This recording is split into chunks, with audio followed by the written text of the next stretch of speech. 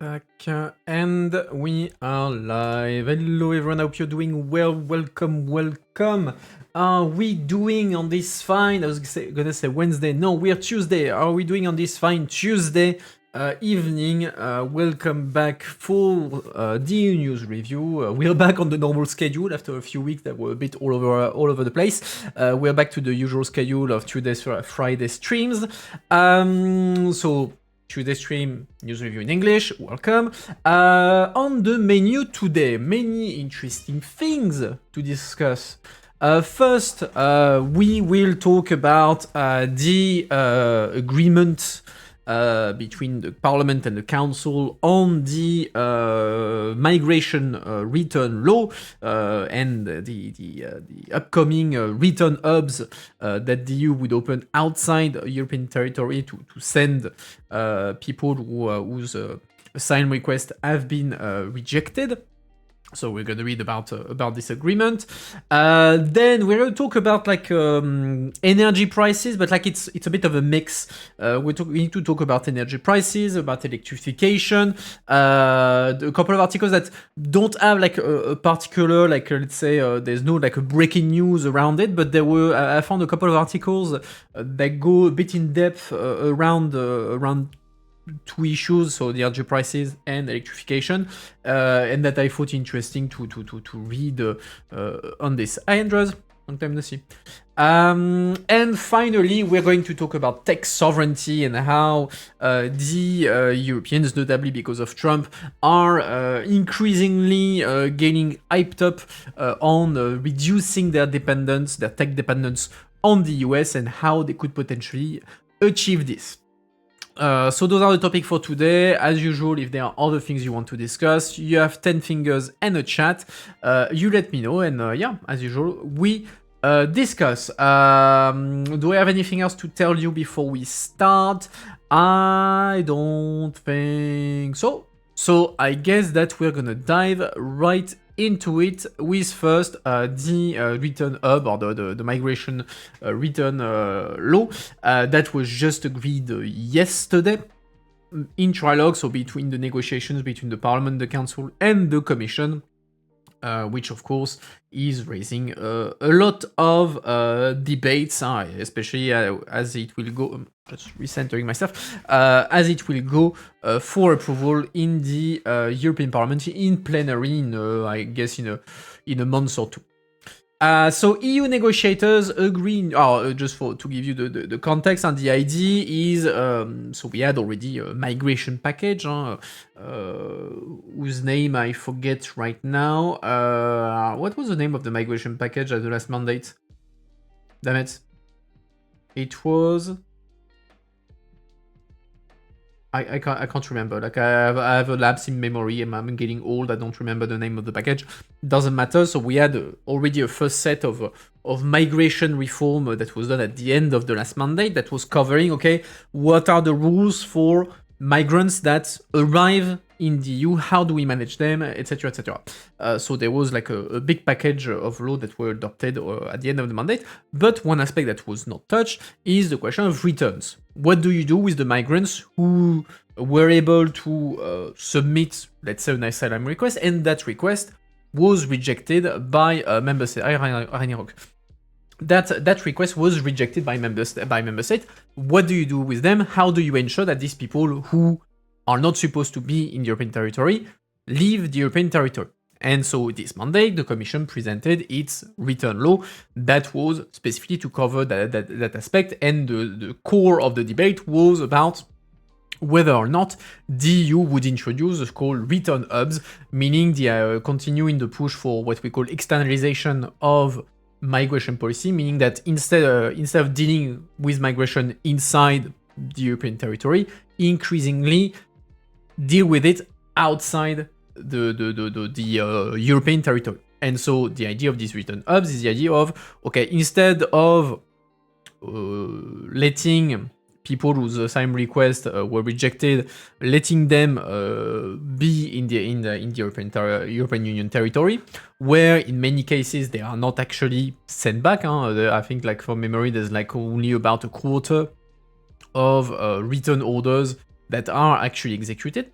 What if we were to open camps, de facto, hubs, return hubs, as we say in politely, what if we were to open return hubs in non-European territories where we would send the people whose asylum requests were rejected. We send them there to stay until we are able to basically send them back to where they come from, or a transit country, etc., etc. That way, these people do not stay inside the European territory, and there is also a disincentive, and the idea that, if careful, like the idea that you could have, even if my asylum request is rejected, I could stay in European territory because only a quarter of those orders are actually executed. So that's the context of this law. So EU negotiators agree a new migrant return law. Change would allow countries to send people who've been ordered to leave the EU territory to return hubs outside the bloc. Negotiators on Monday agreed new rules to speed up and increase deportations from the EU, including making it possible to send failed asylum seekers to hubs outside the bloc.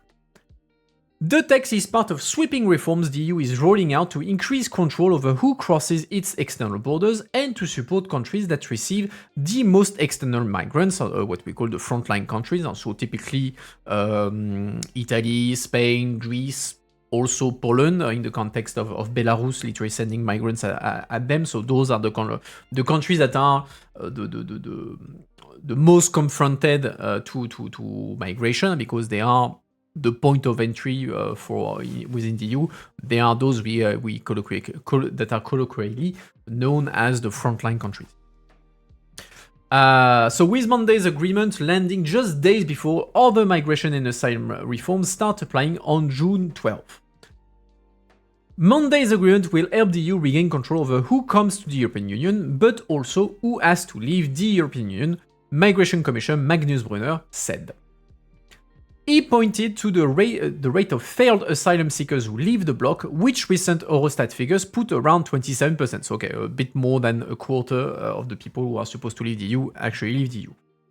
We must give the people the feeling back that we have control over what's happening, he said.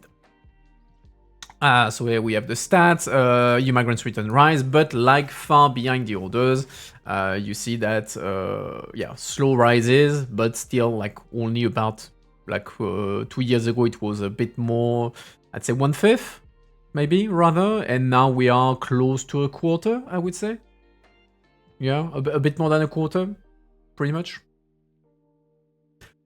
Under the deal, countries will be allowed to send people who've been ordered to leave EU territory to return hubs outside the bloc, an option several EU countries are already exploring. For instance, Italy. Italy has famously opened a return hub in Albania that was supposed to deal with that.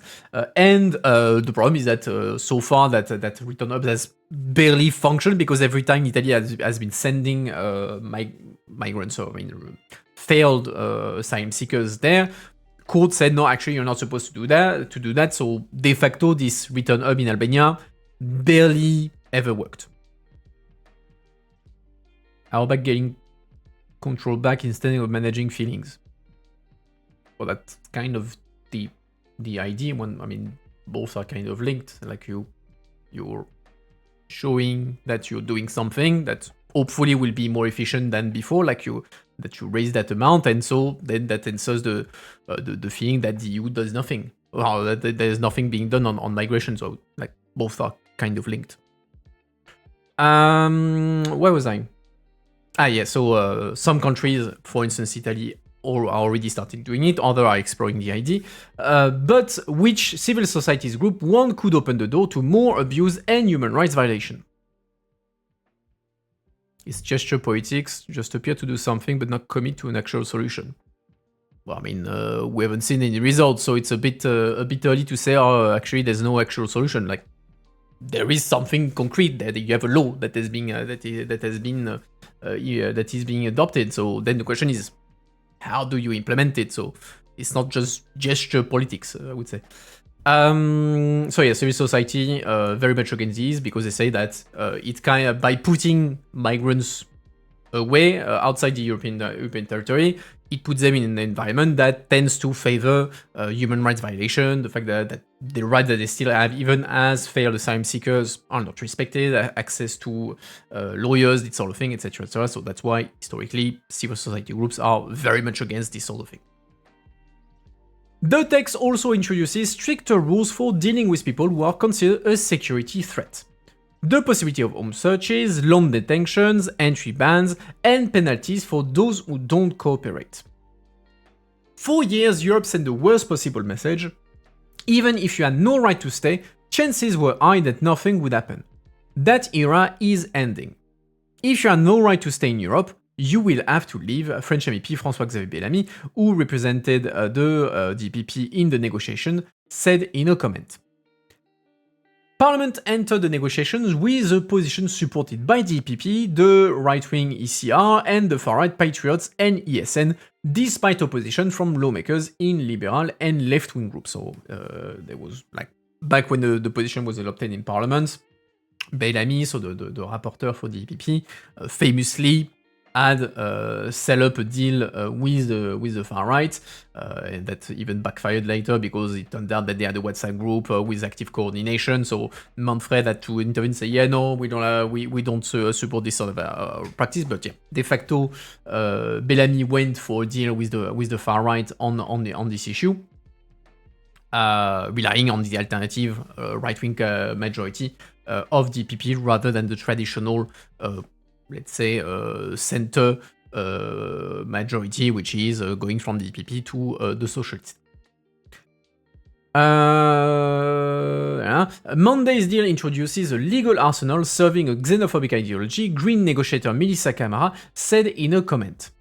The French MEP slammed the text for permitting hubs outside the European Union, the detention of minors, and home visits inspired by ICE practices, referring to the controversial US Immigration and Custom Enforcement Agency. That is, in the US, ICE has been acting kind of as the militia for Trump. Yes, famously sent ICE a bit everywhere in the US, and they were basically grabbing people sometimes at random, kicking doors in, etc. So it has created a lot of tensions to the point that when there were rumors that ICE agent could be coming to Europe as part I don't remember which sport competition.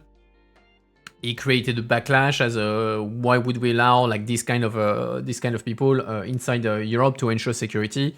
That's not the kind of thing that we want. And so the question as part of this migrant law, this written up law is, okay, are we introducing practices that are ICE level practices? Talks like last month collapsed over disagreements on when the new measures should be implemented. Under Monday's deal, parts of the text will only come in after a year, but some provisions, including measures allowing countries to establish return hubs, will start applying immediately, a key point for countries that are forging ahead with deals to establish them, including the Netherlands and Germany. Marta Wilander, EU Advocacy Director of the International Refugee Committee, said the plan marks an alarming new chapter in the EU's approach to asylum and migration. This deal will give government much broader powers to detain and deport people. It looks set to normalize immigration raids, expand the use of detention in prison-like facilities outside EU territory that are essentially legal black holes, and increase the risk of people being deported to countries where they could face persecution, torture, or worse, she said. Both the Council and the Parliament still need to approve the deal, so here we have an agreement at trilogue level. Now everyone needs to go back to their own institutions, so the Parliament and the Council, to rubber stamp kind of the agreement. And so now, given that the Parliament relied on a right-wing majority, most likely the EPP will rely on this right-wing majority, and so EPP, ECR, Patriots, ESN, to get the deal through. And Council will also go its way, although on that side they will probably get the normal majority. Not the normal majority, but the majority they got for the mandate. Alright, let's continue. This one is a bit more precise, so we go a bit more into details. So the EU greenlights controversial return hubs in strictest ever new migration law. So a new EU law will allow migrants return hubs outside the bloc and home searches in the bid to crack down on irregular migration. Civil society groups point to a xenophobic turn in EU politics.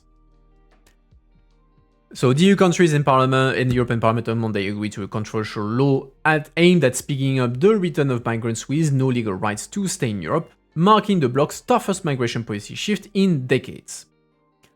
Policymakers say the so-called return regulation is key to, it's a regulation meaning that member states have to basically apply it as it is, and there's no ability to tweak it here and there. It's like it applies directly to every single dot. You can't change a thing. So it's full harmonization. So policymakers say the so-called return regulation is key to accelerating returns and is the cornerstone of the EU's crackdown on irregular migration. It also reflects a broader political shift in Europe, with conservatives, sometimes backed by the far right, which is the case here, pushing for a tougher approach to migration. According to official figures, only 29%, or the previous article was saying 27%, you see the ballpark there, only 29% of migrants with no legal rights to remain in Europe actually leave the EU. This is a really very important, that's a weird sentence, really very important step in making sure that we have control over what is happening in the EU, over who comes, but also who has to leave the EU, Home Affairs Commissioner Magnus Brunner told reporters at the end of the talks. At the heart of the law is a provision allowing EU countries to set up deportation centers outside the bloc, known as return hubs, if they conclude an agreement with a non-EU country. So you still need, of course, and you can't just create a can somewhere, you need of course to have the collaboration and the cooperation with the third country concerned to organize the return. And just using that as a segue, so why don't you, like, you have different, you just heard, okay, barely more than a quarter people, or little a quarter and a third of people who are told, okay, you had the opportunity to make an asylum request, as required by international law. You don't qualify. Sorry. So you have to leave the EU. Why those people are not leaving? You have several reasons for that. Reason number one, not number one in the same in terms of amount of people. I'm just like listing. Don't see a particular order in there. So reason number one, the people simply disappear.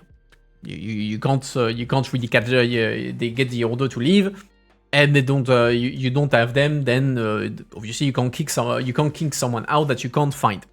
Reason number two, the country they come from doesn't agree to take them back, because you can't just put people on the boat, on the plane, and send them to whatever the country they come from. You need to have the agreement of the country concerned. So if the country in question does not agree to take back its own citizens, well, then these people have nowhere to go. They're kind of stuck in a limbo because Europeans don't want them.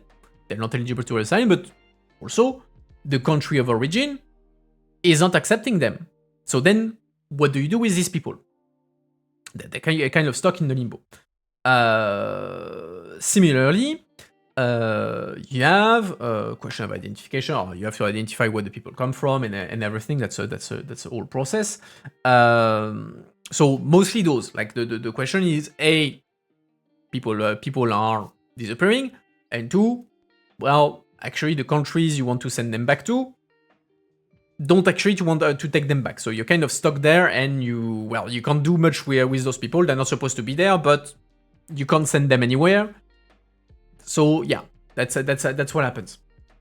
And so the idea is, okay, we're going to open these return hubs outside European territory. That way, A, we limit the scenario where people just disappear and we don't know where they are, and also it doesn't act necessarily on the second part of the issue, which would require other answers. So the fact that home countries or origin countries do not take back their own people, but you can use this sort of camps as a disincentive, telling them, well, don't count on the fact that even if you manage to arrive on European territory, even if your asylum request is rejected, you could still stay. No, you're going to be sent in a camp way outside European territory, and you won't be able to do shit. So don't try to come in the first place because, well, actually you're going to end up in a place that is worse than where you started. So that's kind of the reasoning there. And as for like how do you manage people who cannot, whose country of origin do not accept them, you can use other means. So typically, you're going to link development aid or EU funding to that, saying, okay, you want EU funding for development for other things.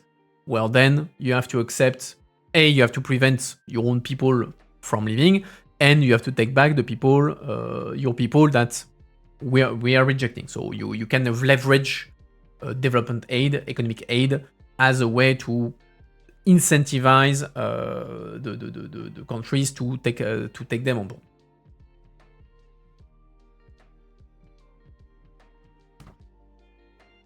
They won't be able to get those people to move to this camp without creating scenes like ICE in US.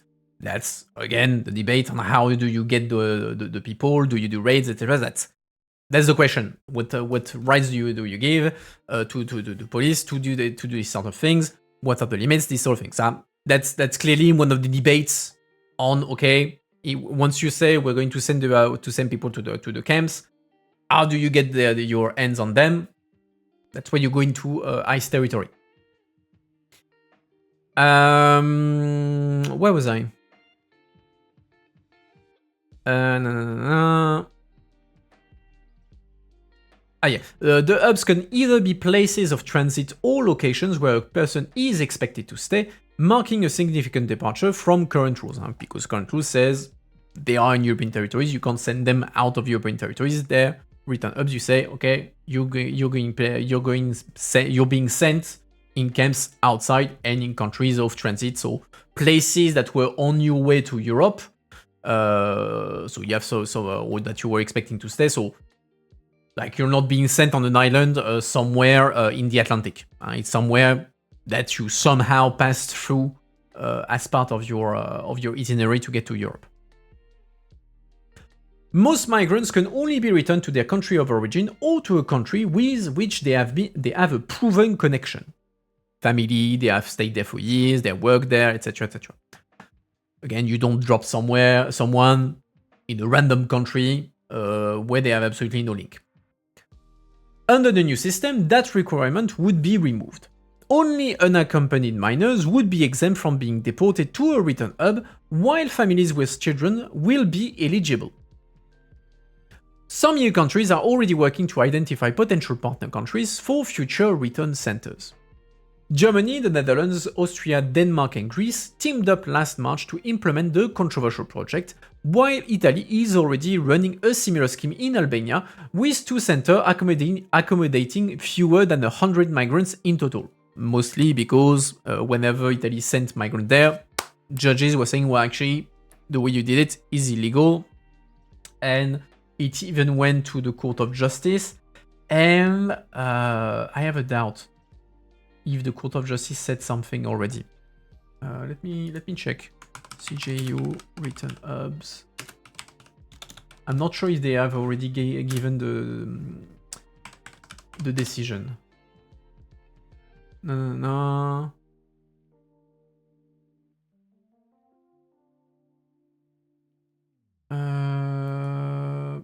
And I think also we have the Avocat Général, so the legal advisor that says it's possible with some conditions.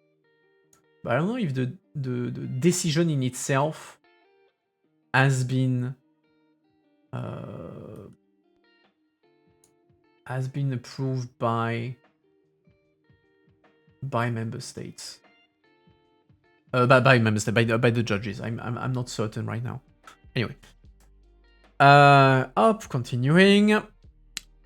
The law also allows EU countries to search a place of residence or other relevant premises of irregular migrants, a provision that NGOs and civil society compared to the notorious raids conducted by the US ICE.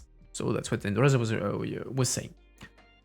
The provision is vague on purpose to allow a broad interpretation in the different member states. It opens the door to home raids and also raids in the premises of associations helping migrants and healthcare facilities, so for instance hospitals. Eleonora Celoria from ASGI, an Italian association of legal experts, told Euronews. While she acknowledged that in many member states police will still need a judicial warrant to enter private residences, she described the law as worrying as it can encourage authorities to broaden their powers. Other provisions include longer because in the US I don't think you have a need for a judicial warrant, or at least an individual judicial warrant. It's a blanket thing and you just go. Other provisions include longer detention periods, tougher entry bans, and new powers to locate irregular migrants. The maximum legal detention period for irregular migrants waiting to be returned is increased from 6 months to 2 years, with a possible 6 months extension and an unlimited duration for persons considered as posing a security risk. Entry bans would also become significantly tougher, rising from 5 to 10 years in most cases, with the possibility of lifetime bans for those considered a security risk. Another change concerns appeals. Under current rules, deportation are automatically suspended while legal challenges are pending. So, you have a judge that says, okay, I reject your asylum request. The person can appeal. Say, no, actually, I don't agree. I'm appealing the decision, and I'm applying again, basically. And so, normally, that the fact of appealing suspends the decision in first instance, which is a classic in most cases in law. And there it's changing it by saying, well, no, actually, that's not how it works. So the new law would end that automatic protection, leaving courts to decide on a case-by-case basis whether a written order should be altered. So there the thing that is not clear is whether it's the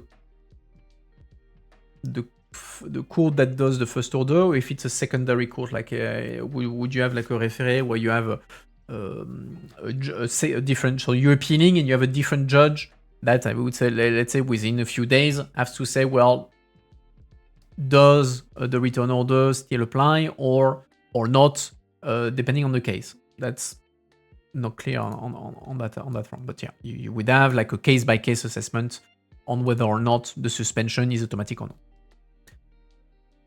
The regulation also introduces a European written order to facilitate mutual recognition of written decision across member states, but it will remain voluntary.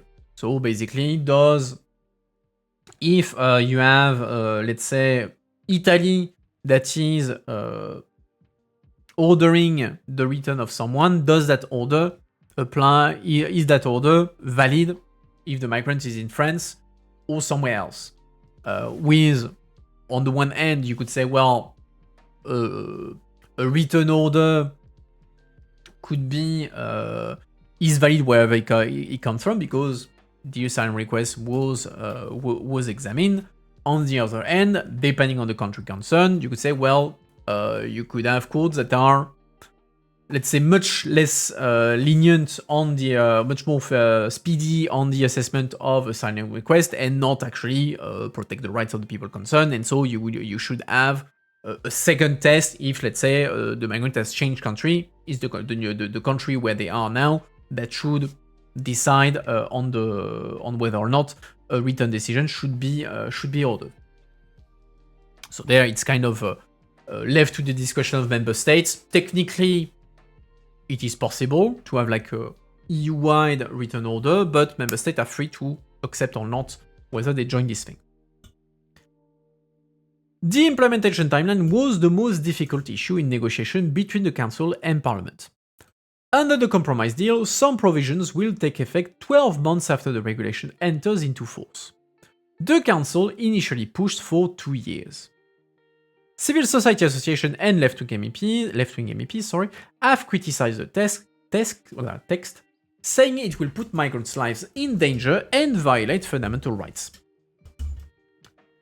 The text finalized today is the result of a shameful agreement. The legal arsenal serving a xenophobic ideology is now complete, Green MEP Melissa Camara told Euronews after the talks concluded. This regulation will create a draconian detention and deportation system, from holding people in immigration detention for up to 30 months to tearing families apart and sending people to countries they do not know, said Silvia Carta, advocacy officer at PICOM, a network of different organizations supporting undocumented migrants. The law will now need to be approved by MEPs and new countries, and could enter into force as soon as next month. I'm just looking at that because Euronews just published another article on the topic that goes specifically on how the hubs are working, so I'm just quickly scanning through to see if there are interesting bits in there. Otherwise, we'll go to the next the next topic. Blah blah blah blah blah blah blah blah blah. Okay. Where they're setting up, blah blah blah. Okay, there's no particular thing. Who pays for the return hubs? That could be interesting. I'm just reading that part because it's something that we didn't discuss in the previous articles. So EU countries are expected to fully finance the return hubs and may also provide additional funding, commercial partnerships, or other incentives to encourage third countries to accept such agreements. So agreements to open a return hub in their territory. Several EU diplomats told Euronews that many member states were pushing to increase the migration budget in the next 7-year EU budget to implement these projects. However, some analysts consider that few non-EU countries would be willing to host return hubs, as doing so could have negative repercussions on domestic public opinion. There are currently no estimates about the cost, as any agreement could feature different timeframes and conditions. And then there's a zoom on the Italian return hubs in Albania. Blah blah blah blah blah blah. No, it doesn't give like any additional thing that are like really interesting to discuss. All right.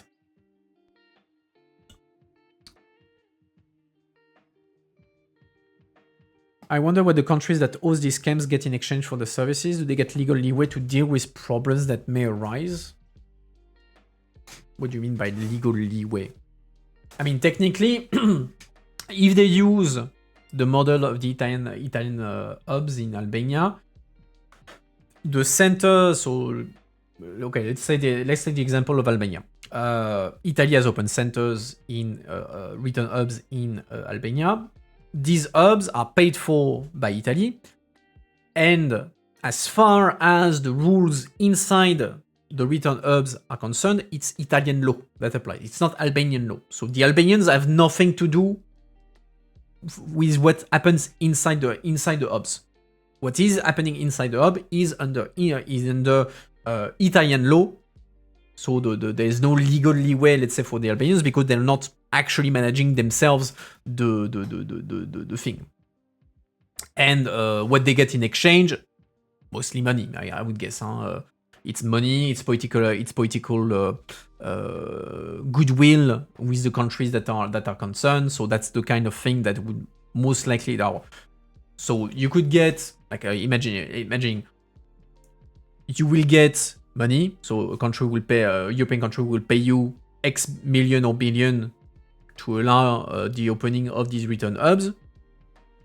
You could have political goodwill. Of course, if you do that for a country, well, that's good for the bilateral relations. Albania has openly said that they had agreed to the deal with Italy because they had long-term relationship with Italy, and because of course it helps with the negotiation to join the EU. you could get other policies concerns. Let's say you want to negotiate with the EU a facilitation on visa or even a visa liberalization so that your own citizens can enter more easily in Europe. Well, then if you help them by opening a return hub, that will facilitate maybe those kind of deals to have visa facilitation, for instance. What else could you get? I mean, if you have a trade negotiation, that sort of thing, that's a kind of thing a country could try to negotiate to get in exchange of opening a return hub. If these camps have to be financed by the countries, may only people from the countries that pay for them be deported there? Yes, if I understand well, yes, because so obviously, so there's two things. One, where does the return order come from? Let's say you have a migrant that is in France. The migrant is asking for asylum. The asylum request is rejected. And France has a return hub somewhere. It's easy. Is that migrant that is in France is going to be sent to that return hub paid by the French. Or potentially with EU support, depending on what they negotiate with the EU budget. But let's say that same migrant that is in France, but actually he is already subject to a return order from Italy. What do you do with that person? Like the French cops catch that person. They realize that person has a return order from Italy. You have kind of, I would imagine, two scenarios. Or three scenarios even. Scenario one, you could say, well, that asylum seeker who had put his file in Italy, an Italian judge rejected that file and issued a return order. That's the problem of Italy. I'm sending him back to Italy, so I give him to the Italian cops, and the Italian cops can send him to the return hub, potentially, paid by Italians. Scenario number one. Scenario number two, same thing. The cop catch that person who is subject to a return order in Italy. That return order is considered as it's a European return order that France recognizes. Then question mark. Potentially, the French could say, well, okay, I caught that person. I can send that person to the French return hub because I recognize the validity of that return order, and so they go there. Scenario number three, or you send it back to Italy so that they do it. So you go back to the first scenario. Scenario three, same thing. You catch the guy. The guy has a return order from Italy, but a European order. The French government does not recognize the validity of that Italian return order. Say, yeah, well, it's the method in Italy are a bit dodgy. The guy was caught in France. It's a French court that will decide for him, and so it's a French court that will have to issue a return order potentially, and then again, he will be sent to the French return hub because that's where he was caught. So the country where the migrant is found is the one that manages it, that managing him, except if there is no European return order, and then they send him back to the country where the file was filed, and that's that country that will manage it.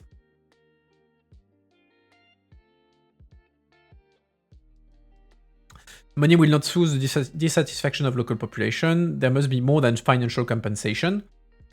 That's the indeed, and that's what the article was saying. And the question is, would you negotiating a deal, let's say with Kazakhstan? You're negotiating with a deal with Kazakhstan to open a return hub.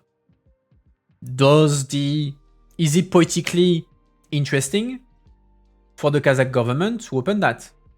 Or any to the Kazakhstan, I could take any other country, Senegal. Let's say Senegal. does the Senegalese, I think that's the English word, does the Senegalese government consider it politically viable to make such a deal? Question mark. That for now, we don't know. We will see in practice whether or not these the member states actually find non-EU member states that would be ready to open such camps. That's indeed the big question mark. And the compensation, of course, there's going to be a financial part. Is it going to be only financial? Probably not. There's going to be other parts to it. But for now, you're right. We don't know. And indeed, the public opinion in the country where you want to open the return hubs is also going to be a factor.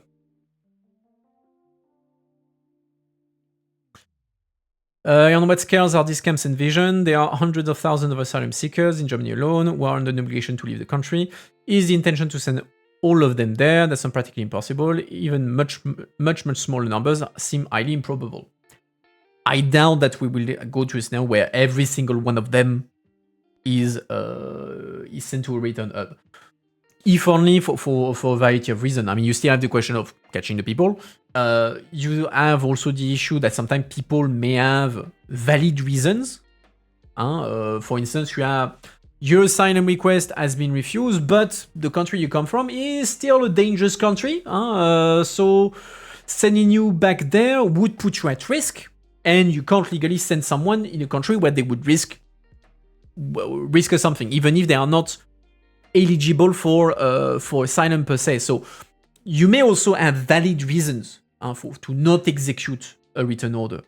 So out of all the asylum seekers whose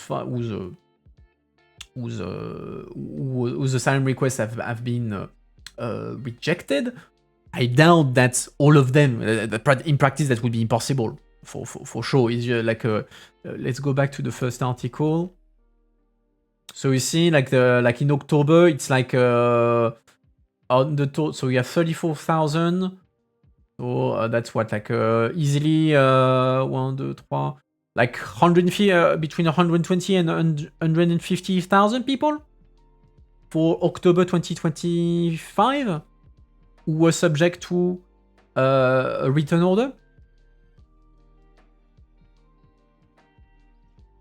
In the EU, that's cumulated. So indeed, the question of scale will also be important. So that's why, like, the efficacy of this, like the return hubs, is not going to be like the silver bullet that will move probably the needle higher. The question is, to what extent will it do it? And also, the objective of the policy is not just like to increase the red part. It's also to lower this, or not in the sense of the lowering the amount of people whose asylum request has been rejected, but to reduce the number of people who are coming to Europe, because you're saying the message that, well, you know, if you come here, you have a good chance of ending up in a return hub, so you should not come here in the first place. And so it goes both way, kind of. You increase the deep red, but you also kind of try to reduce the overall amount of migrants that come seeking asylum, where they would not be eligible for asylum. Because of course, if you have people that are eligible for asylum, well, then the question is solved, because they have a legal right to be in the EU under international law, under European law, etc., etc. So you also have exceptions to those return orders. Like, for instance, if someone has I think there are exemptions. Like, for instance, if you have a job, so you're migrants, you have put your asylum request. It takes a long time, and that's another issue with the return with the asylum policy, is that dealing with asylum requests takes time. And so you put your asylum request, and a year later you get an answer. In the meantime, the person has found a job, he's paying taxes, like he has built a life de facto, he even potentially has a family, he has built a life in there. So sending a return order, in that case, you could say, okay, not executing that return order might be justified by the fact that actually that person has since then found a job, is integrated as a family, and so you have other potential ways for them to justify their presence in the or at least the non-execution in the short term of their return order. So you also have other reasons why you could say, okay, I'm not executing at this moment because it's been a year since then and the situation has evolved.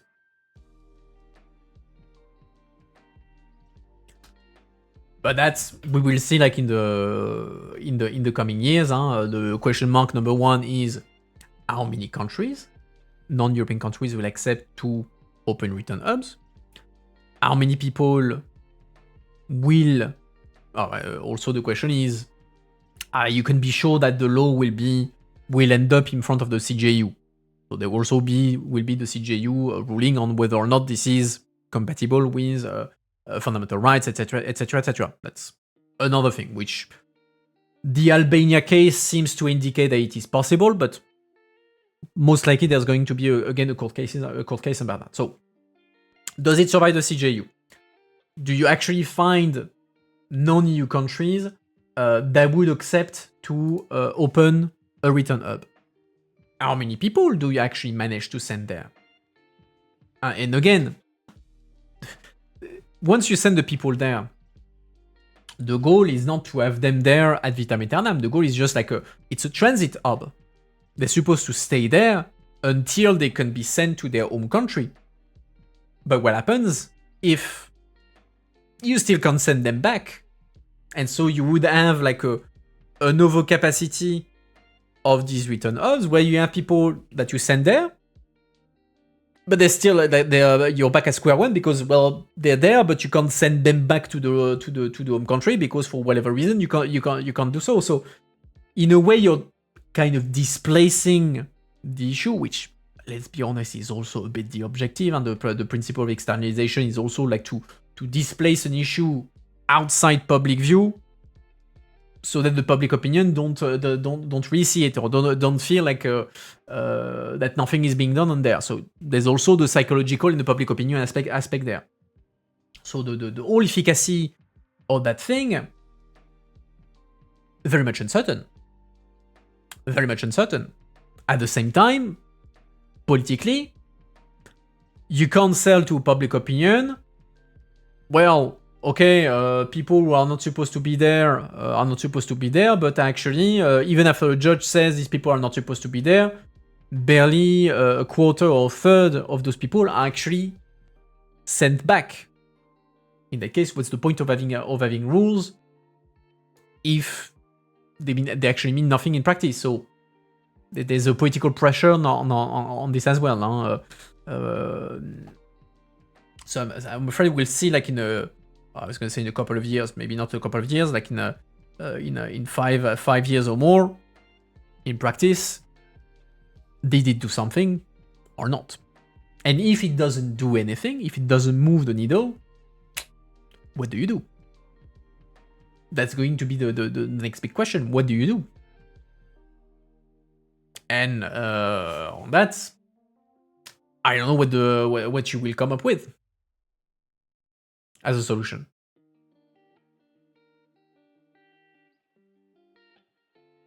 But well, that's a question for another mandate. Let's say it like that.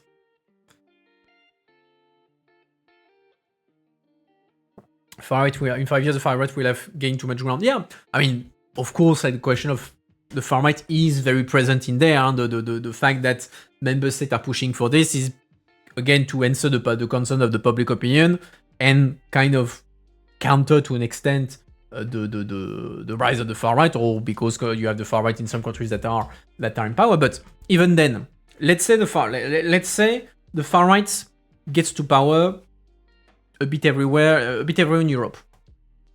What will they do?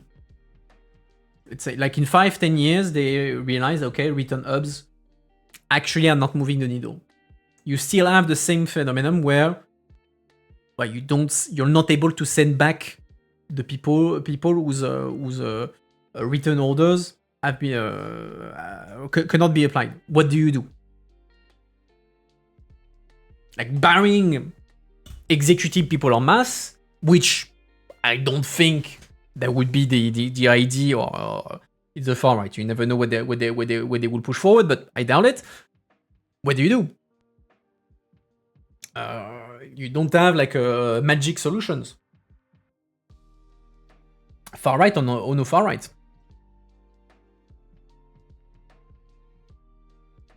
Anyway, I don't know why I'm looking there. Okay, I think we've covered everything. Yeah, but even no execution, but mass deportation. Again, to deport people, you need to deport them somewhere. And if the countries where they come from don't want to take them back, what do? You're not gonna put people on the boat, send them on the sea and say, okay, good luck. That's not gonna fly. You can't put them in a plane, send the plane, say, well, good luck. That doesn't work like that. So to do deportation, you need to have the other side agreeing to that deportation.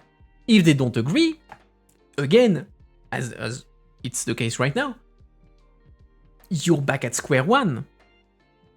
If it was just a matter of sending people home and you don't need the agreement of the other country, you would not have the problem would not be existing in the first place. Like the European countries will already be sending back people to the country where they come from, and to hell with the agreement of the other people.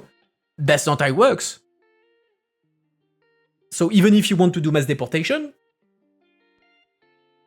you can't do it unless you have a country that accepts it. And if they accept it, well, then you're back to the question of the return hubs and everything. So, like, again, like, I don't see like the magic solution that the far right would bring just by saying, oh, we will do mass deportation. That doesn't solve, that doesn't move the needle 1 inch. Apart from the political showcase, let's say. All right, let's move to the next topic. We're going to talk about energy. Did I forget something? No, I just need to move this. Okay, we're good. Removing notification there, and then I'm all yours. Cool. Okay. So, let's talk energy.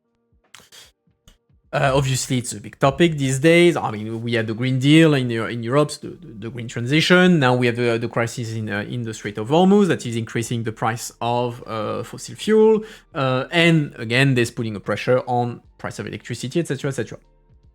So we're talking a lot about the price of electricity, and we have discussed it in the past.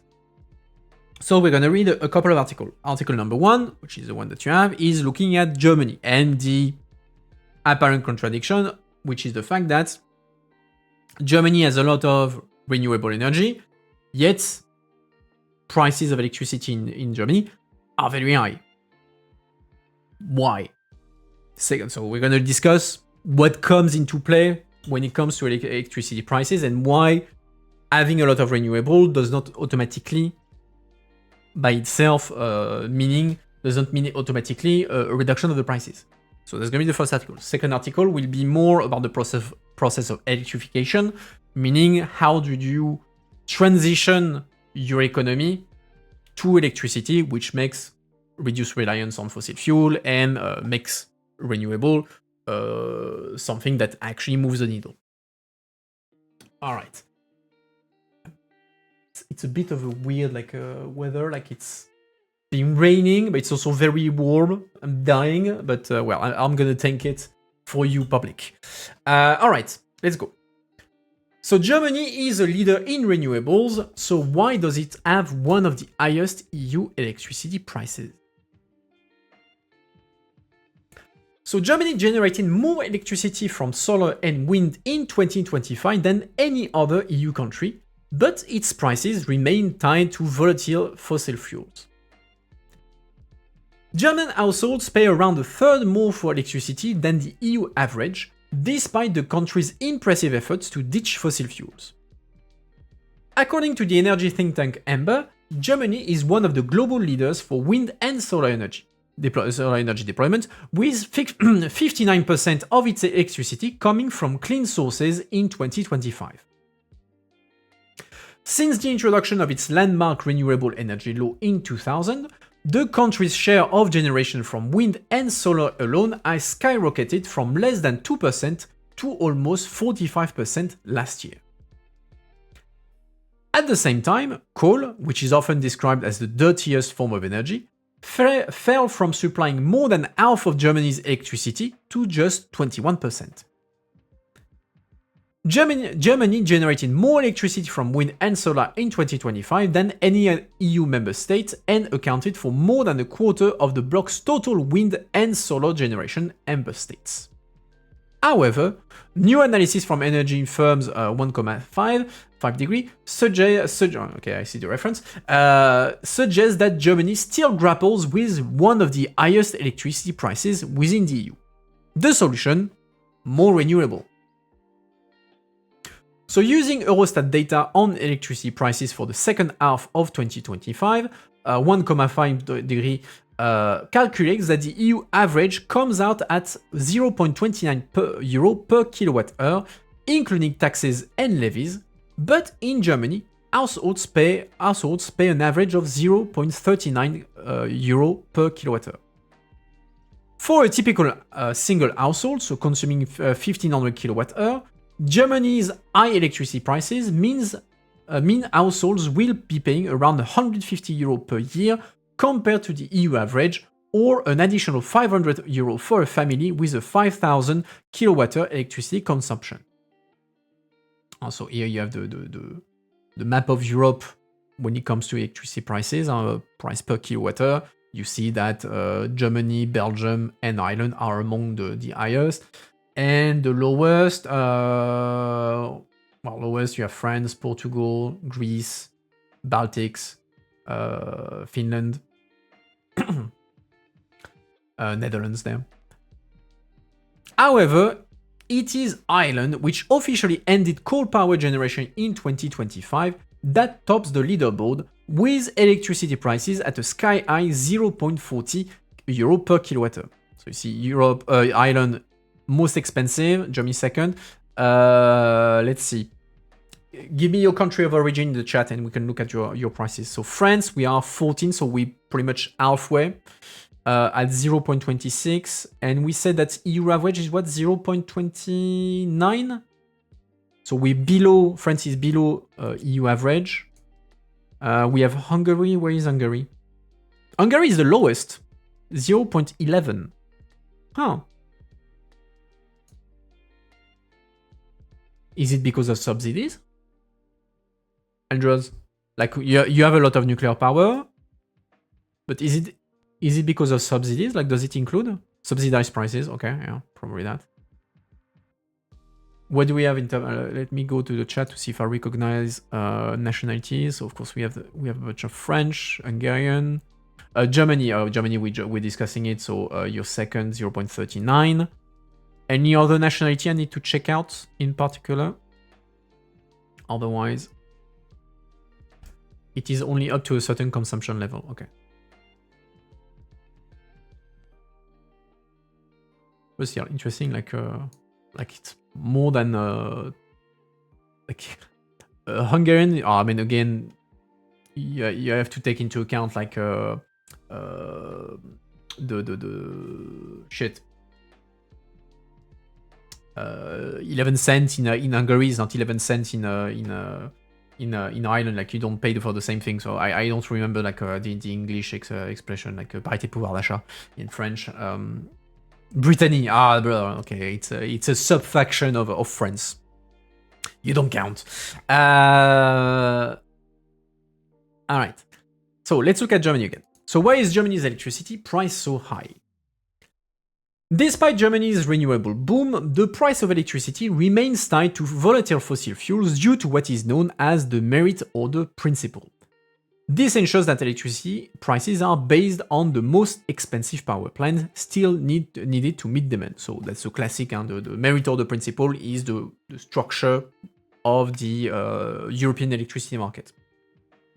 The price that is kind of setting the price on the market is the price of the most expensive and latest energy source that you had to use to answer demand. You have 100 kWh of demand. So first, let's say 50, you use renewable, then you use 25 nuclear, and to fulfill the last 25 kWh of demand, you have to start up like a coal or a gas plant. That's the price of the coal plant, or the price of coal, or the price of gas that is going to set up the price for that 100 kWh, because that's the last energy that was required to fulfill the demand.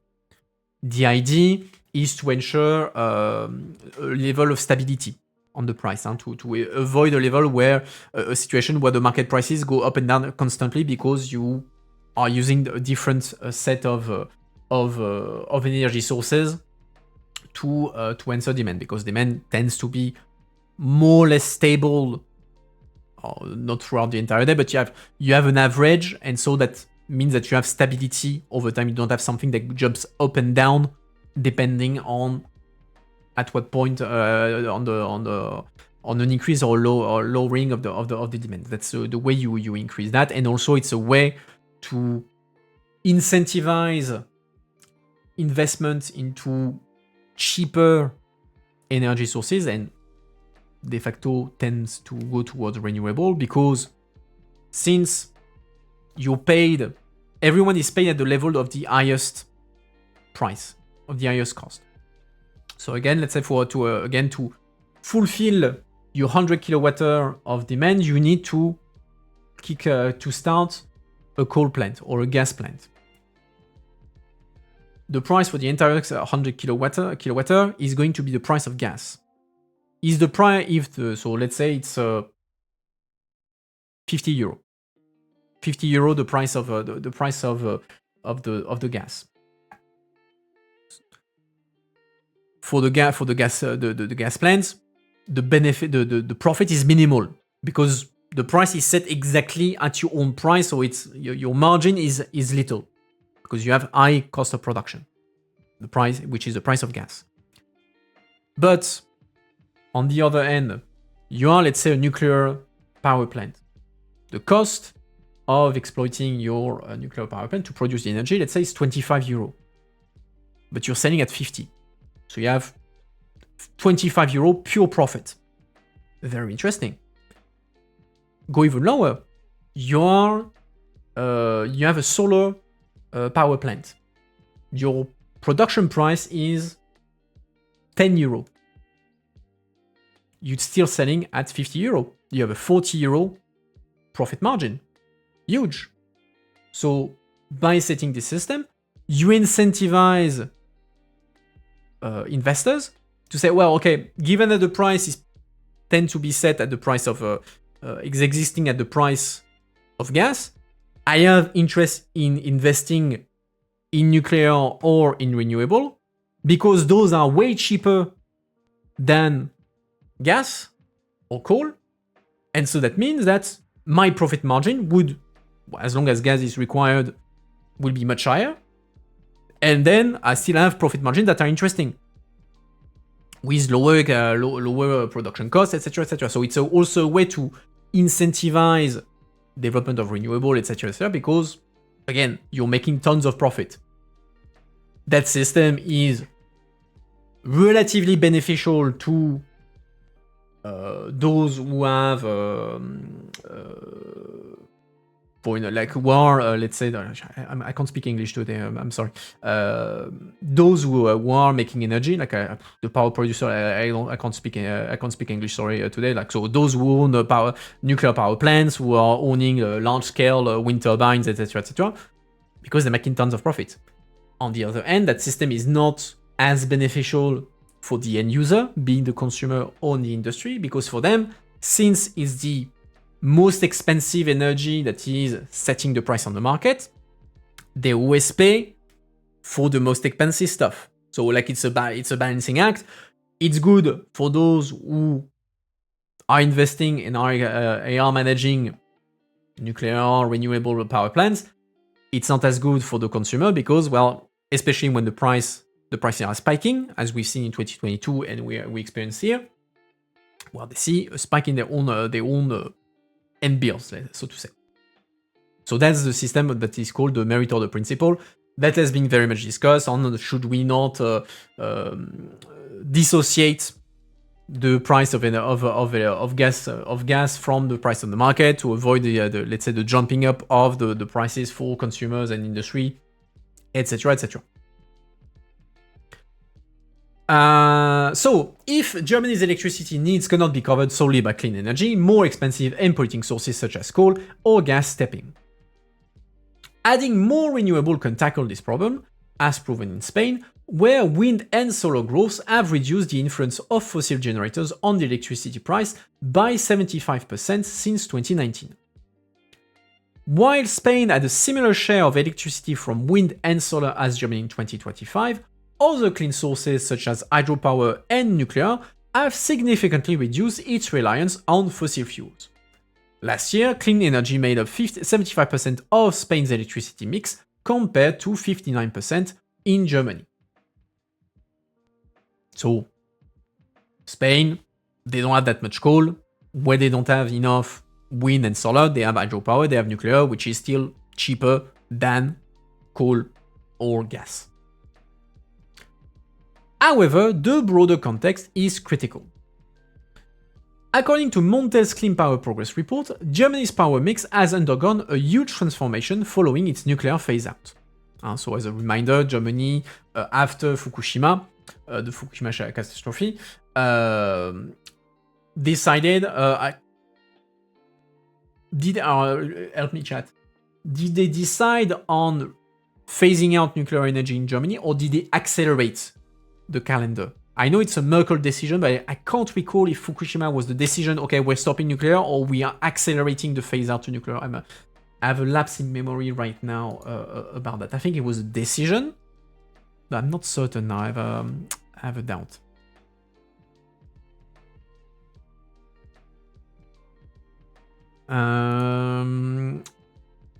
Where was I?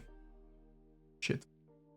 In 2022, nuclear generation, which is often characterized as clean energy despite environmental concerns around harmful waste, contributed to 6.6% of Germany's total power production.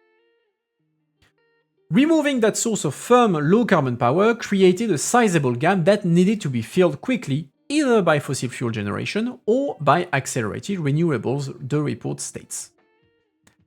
Following its rapid growth in wind and solar, experts said that Germany's renewed momentum could become clearer in 2026 as fossil displacement continues to compete with demand.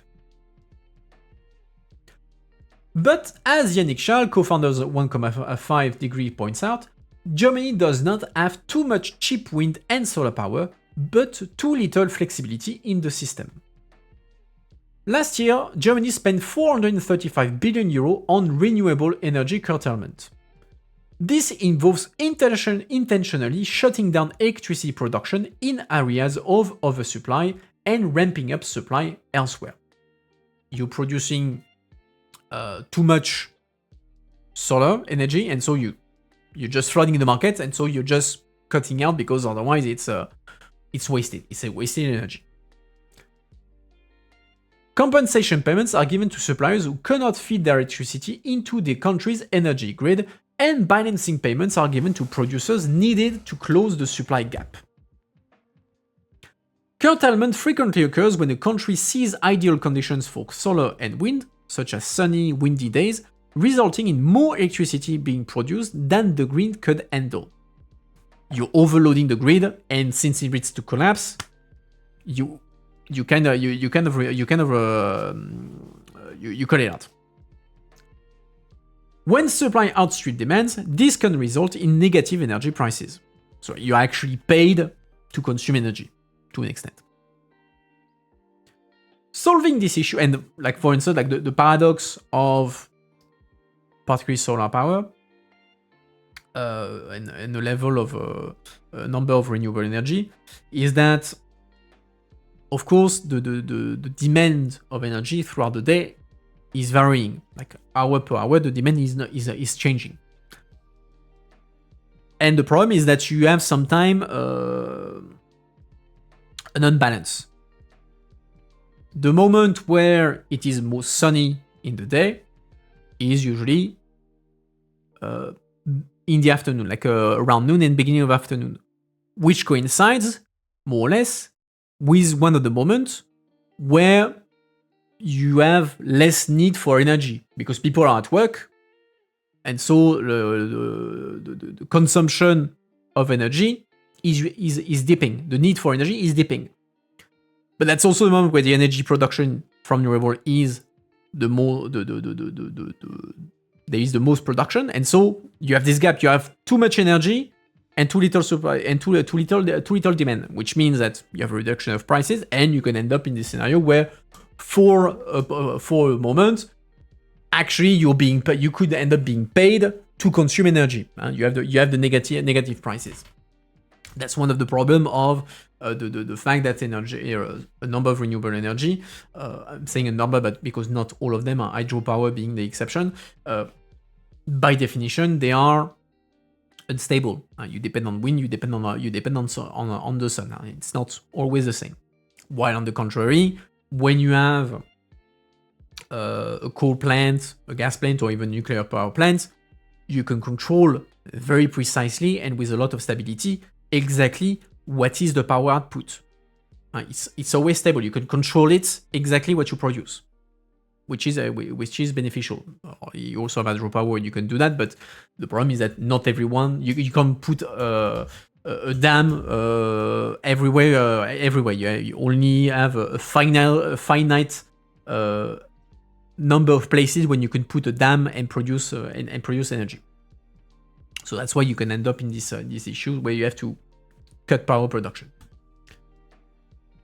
So solving this issue is no easy feat, as Europe's energy grid was never designed with the renewable booms in mind, and is instead set up for centrally located plants, the coal plants, the gas plants, etc. This means that wind and solar energy, which tend to be produced in remote areas, often can't get to homes and offices. Battery energy storage systems have been touted as a silver bullet to fix this problem and can help prevent huge amount of clean energy from being wasted. You charge a battery. According to a 2026 Solar Power Europe report, despite a tenfold expansion of the EU battery fleet since 2021, reaching more than 77 GWh today, Europe remains far from being where it needs to be. To meet its 2030 target, the EU must repeat its tenfold growth once again, scaling battery storage towards 750 gigawatts per hour within the next 5 years. 5 EU markets delivered more than 60% of all new BESS capacity in 2025, with Germany and Italy leading the race. Germany electricity prices are also hugely influenced by costly grid fees and taxes.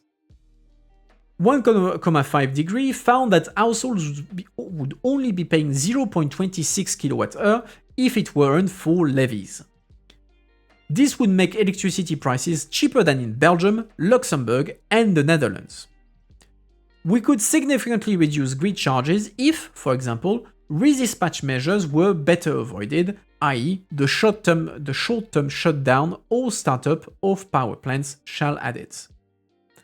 Instead of shutting down generation of plants for compensation, an intelligent control system enables the forward-looking shifting of electricity volume between storage systems and flexible consumers. This reduces grid costs for everyone in the long term. And that's actually one of the things that the commission was raising, and where there was discussion when the Strait of Hormuz crisis started, and member state was kind of saying, okay, well, we need the EU to take measures to control the prices of electricity. We need subsidies, that sort of thing. The commission was like, well, wait up.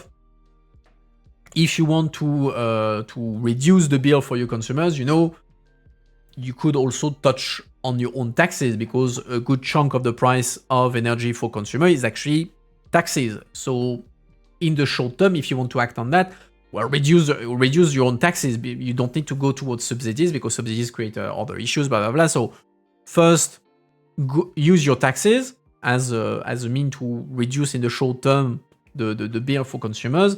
And then if it persists, we'll see whether we need to do something. Of course, member states were not happy of that answer, because, well, of course, they don't want to reduce their revenues. Huh?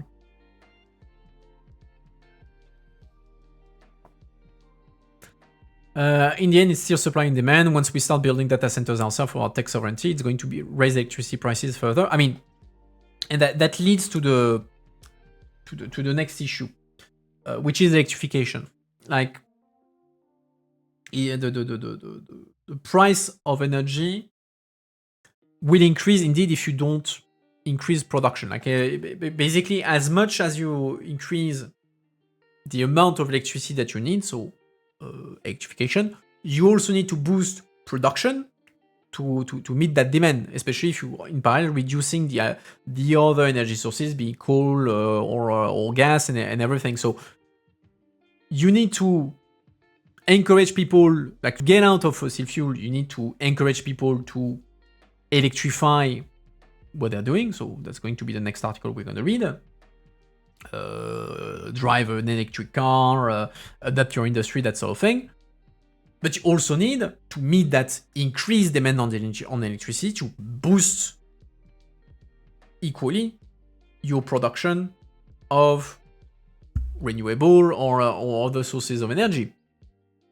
Especially if you and also double capacity, because, as I said, it's not always sunny, it's not always windy, so you need, for instance, nuclear power to a power plant to ensure like a stable amount of production in case it's not sunny, in case it's not windy. You need batteries, etc., etc. So you have this issue, but then if you are also increasing your production of batteries, your production of solar panels, this sort of thing, well, then you're also increasing dependencies on rare minerals, which then builds dependency on China, etc., etc. So very complicated equation all the way around. That's for sure. There's no debate on that, and of course, like whether it's data centers or don't data centers, they are like counterpoints on that. I mean, especially if we're talking AI, one trend is that instead of relying on many huge data centers to feed AI, that you use in your browser, in the future you will have a lot of the AI that will be powered locally. So instead of having, so let's say you go on ChatGPT, using ChatGPT, instead of the demand, your ChatGPT being powered by a huge data center somewhere in France or in Ireland or somewhere like that, a good chunk of it would actually be run from your own computer, because for most demands, the computational power actually of your computer would be enough. And it's only if you have something that is extremely demanding that then you would go and ask the the data centers in France and in Ireland that are even more demanding in energy to kick in. So you have ways that kind of to counterbalance, let's say, the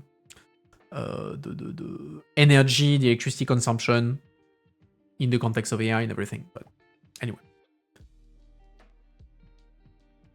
All right. Let's continue with electrification this time. So the fact of converting your economy to electricity away from fossil fuel. So the electric revolution will not be televised. Politicians from Paris to Brussels are calling for a massive overhaul of the EU's economic system, as if it weren't already happening under adverse conditions and at a grassroots level. If we want true independence, we must accelerate electrification, is the slogan adopted by the Commission President Ursula von der Leyen. French President Emmanuel Macron on last Tuesday, called for collective mobilization towards the great national objective of electrification. Electrification is a contemporary battle, he said in his televised address. All sectors, from housing to transport, from electric vehicles to ports, from heavy industries to startup, should do their part, the French politician asserted. The E word, that is to switch from burning things, usually fossil fuel, to electricity, to produce electricity, will ultimately means switching from burning things to produce electricity to just electricity will ultimately mean using the increasingly commonplace heat pumps for houses, electric vehicles to go to work, electrode boilers to pasteurize milk for human consumptions, or 1800 degrees Celsius arc-light furnaces to melt steel. The familiar story is that the EU's progress along that, of course, this is to replace the classic mazout pump for your mazout heating or gas heating in your homes, the classic cars, combustion engine cars to go to work. I don't know what's the equivalent for boilers to pasteurize milk, and the good old smelters that rely on gas to function and produce steel. The familiar story is that the EU progresses along that path has stalled for 10 years, stymied by bureaucracy and disincentivized by high electricity costs, which were in turn caused by lackluster energy policy, phasing out coal swiftly, over-reliance on gas, and high tax burden on power, a leftover from the times when coal ruled Europe. China, meanwhile, is making a great energy leap forward, electrifying over 30% of everything, while Europe is stuck at around 23%. And that's the paradox. I usually use that figure. That's the paradox that if you look at pure electricity production, Europe is between 40 and 50%, depending on the year. Between 40 and 50% of the electricity produced in Europe is made with renewable energy. But those between 40 and 50% of production of electricity through renewable only represent around a quarter, 23%, between 20 and 25% of the total consumption of energy. The difference between the 40 and the 23 being that actually you still have a huge part of our daily life and the economy that is not run on electricity. You put fuel in your car. You put gas in your heater. You put gas in your steel factories. This sort of thing. So as long as you don't transition these things to electricity, well, that electricity produced from solar panels is not going anywhere. So when we're talking about the green transition in terms of energy, you have three levels: production, grid, and electrification. So production, obviously, switching from fossil fuel, burning gas, coal to produce electricity to solar panels, wind turbines, hydro, that sort of thing. Grid, to get electricity from point A to point B, you need a grid, you need batteries, this sort of thing. You need a grid that is solid enough. You need heavy investment in this thing, and ensure that energy can move easily from even within Europe. And last part, electrification. You need to make sure that the end user of any energy consumption electrify the use. Is using electric vehicles, is using heat pumps, that sort of thing. That way you replace fossil fuel. Those are the three main parts in the equation around greening the energy consumption in Europe.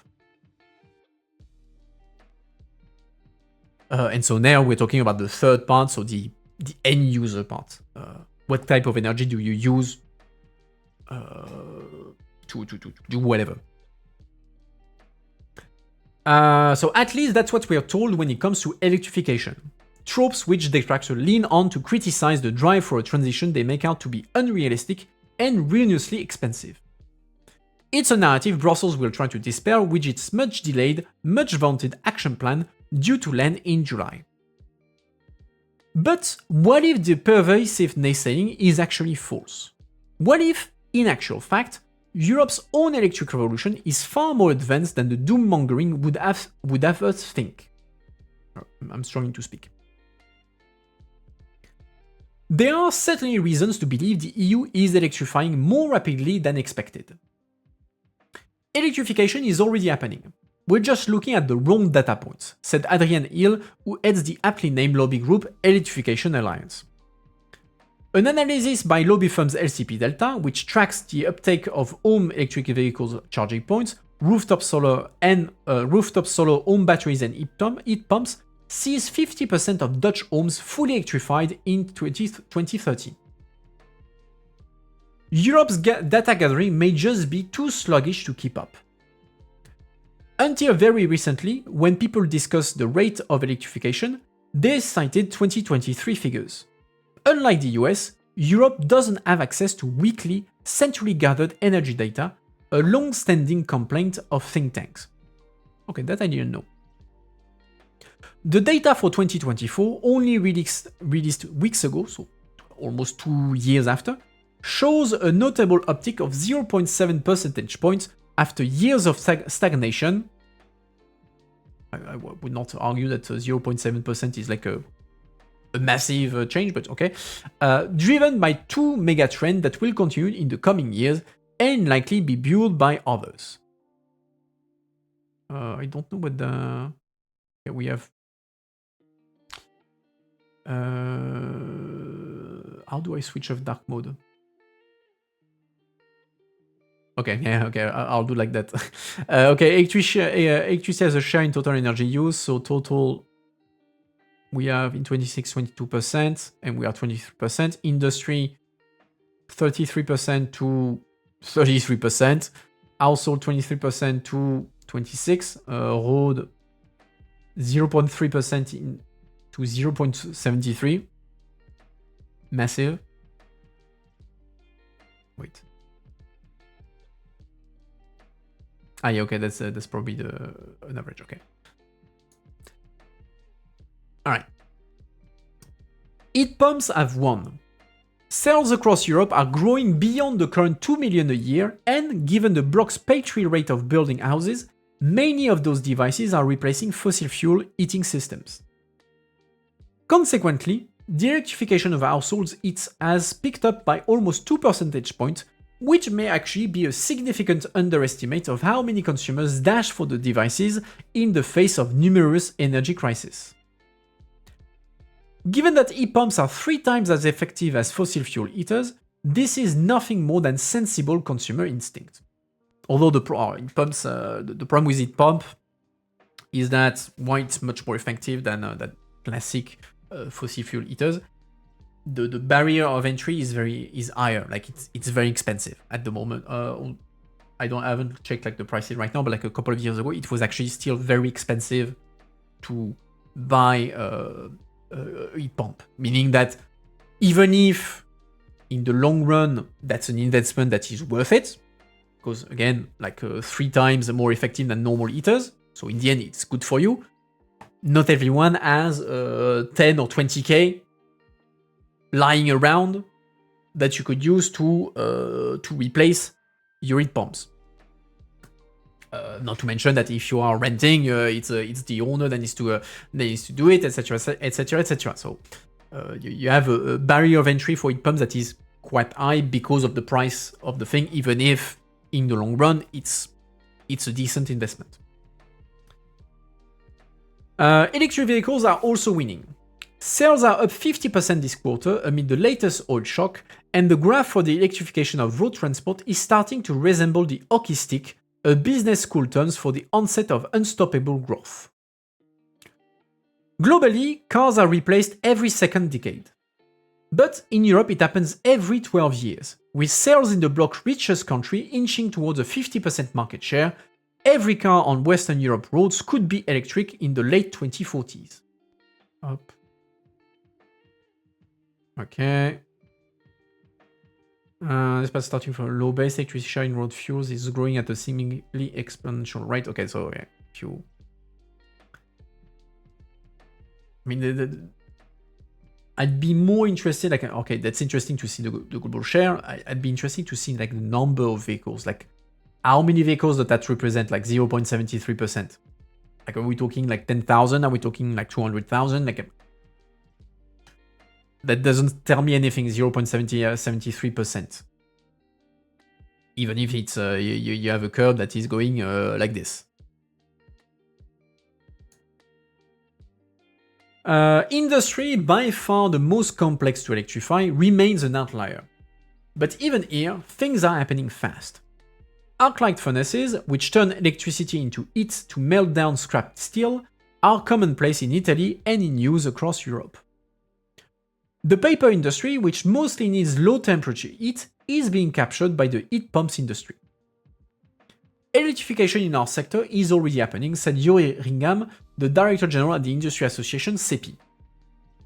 E-boilers are quite common to provide demand-side flexibility, and the world's largest industrial heat pump had just been brought online by a company in our sector, he told Euractiv. In short, it could transpire that well-meaning politicians and lobbying are gearing up to chivvy along a car that is already moving along at a pace. Much like when Gil Scott Enron proto-rap song was released in 1971, I have no idea what song it is, the civil rights movement had already scored major victories. The anthem of today's electrification revolution might only find its voice well after electricity has commenced its unstoppable global conquest. Any questions about this? Before we move on to our final topic, which is going to be tech sovereignty.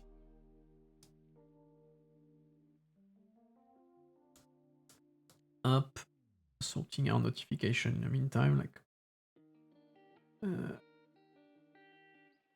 okay, Twitter is going crazy. I'll check that later. Up. Alright, no questions. Let's get to it. So, tech sovereignty. Big topic this year. People have kind of realized in Europe that we are highly dependent on, notably, American tech to function.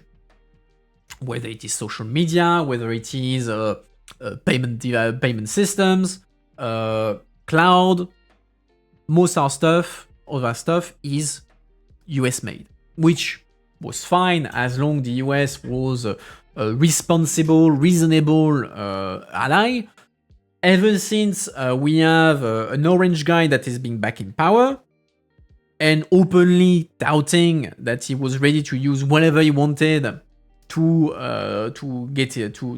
obtain what he wanted, well, there's been a bit more nervosity about that state of dependence. And so, for the past year now, a bit more than a year, you've seen the rise of this debate. Okay, we want more independence, but what about tech? Should we become less dependent on American tech to counter the fact that we have this Trump guy that is unpredictable and that could use the so-called kill switch, and that is ordering American companies to stop supplying their services to European services, so to European countries, companies, etc., etc. So you have a big push now around this. The Commission was supposed to publish a proposal on this, specifically on open source cloud, if I remember correctly, like on tech sovereignty, like this month, and it was postponed, if I recall, because it's a very sensitive topic politically, notably in with the transatlantic relations, because of course the Americans are not looking very positively at these attempts of the Europeans of we're going to stop using American products. They don't really very much like this scenario. So how Trump supercharged the EU's tech independence push. The US president's weaponization of European dependence on US firms has changed the conversation in Brussels. Donald Trump may have finally done what years of warning from Paris and Brussels could not. Convince Europe's free market holdout that relying on American technology is a vulnerability. With his threats towards Greenland, sanctions against international officials, and willingness to weaponize Europe's dependence on American firms, the US president has broken down the final bits of resistance to a French-led push to promote European tech companies at the expense of American alternatives. On Wednesday, the European Commission is set to unveil its so-called tech sovereignty package aimed at reducing reliance on foreign firms. Okay, so that's maybe something that, maybe it was supposed to be published earlier and it was postponed and is presented this week. Okay, my bad. While early draft obtained by Politico suggests Brussels will shy away from forcing a clean break with foreign tech, the momentum behind the push for digital independence is now impossible to ignore. People have finally realized that there's nothing that wields more power than technology, said Sebastiano Tofaletti, Secretary General at European Digital SME Alliance, a lobby group campaigning to boost alternatives to American tech giants.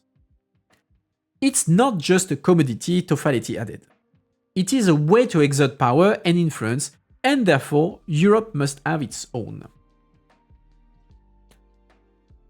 The package is a combination of rising unease with the continent's dependence on American technology, which underlies everything from email communication, the storage and processing of public and private data, and many of the tools powering government services. Only a few years ago, resistance from countries such as the Netherlands and Denmark bogged down a French-led push to keep the EU's most sensitive data off US-based servers. Critics derided the effort as a thinly veiled protectionism that could backfire and harm the European economy. So here you had the classic French pushing for independence and the more liberal, more open market countries and more pro-American countries, so typically the Nordics, the Baltic and everything, and everyone else say, yeah, no, the French are just dreaming. They're going to create more problems. They're inventing problems where they don't exist. Americans are not a problem. They provide cheap services. They provide efficient services. Why should we cut ourselves from that? Stop with your protectionism. Now they kind of change tunes.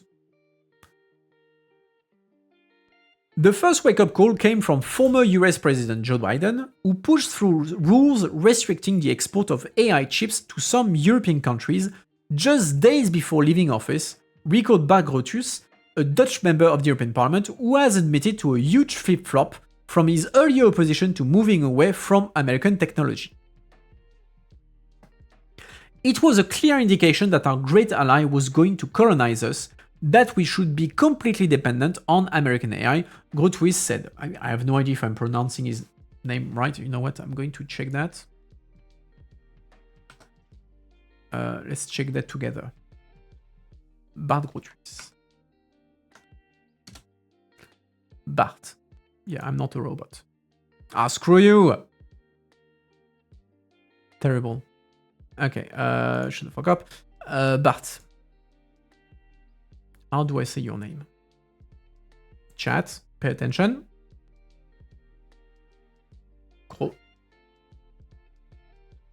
Bart Grotius? Grotius. Okay, close enough. That's a useful thing on the website of the Parliament. If you don't know the name of someone, you can click on that and it reads you the name.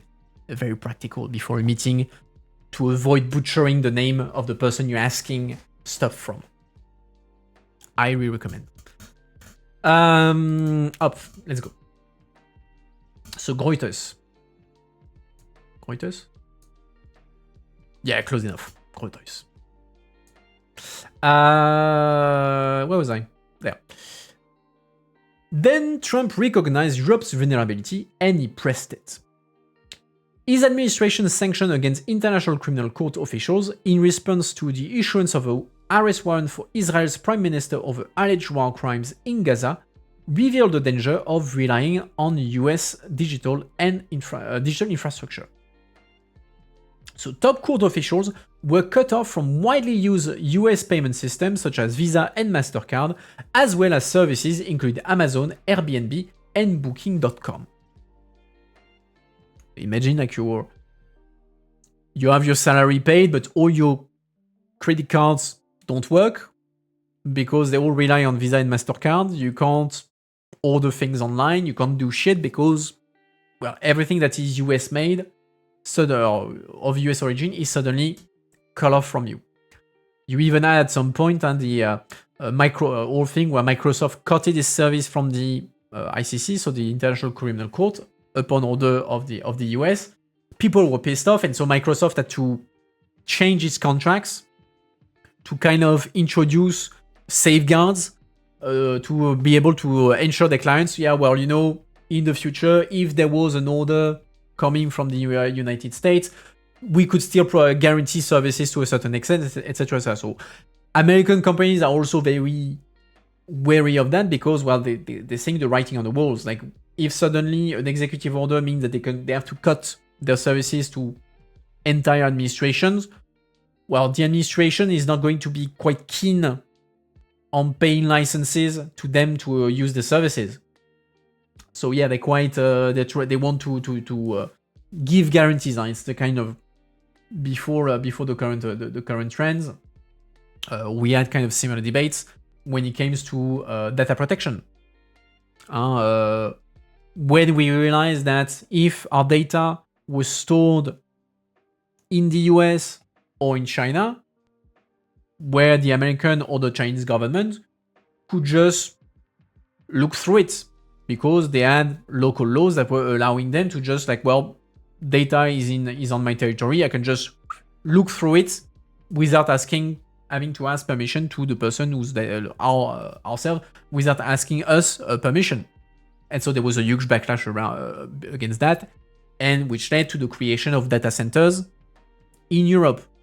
Typically, the big tech opened quite a few data centers in Ireland, in France, in other European countries.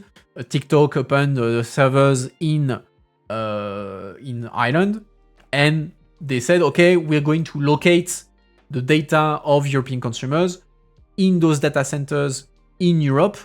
That way, you're outside the jurisdiction of the US, and so the US can't order us to give them your data. So you know you can keep using our services. Your data is safe.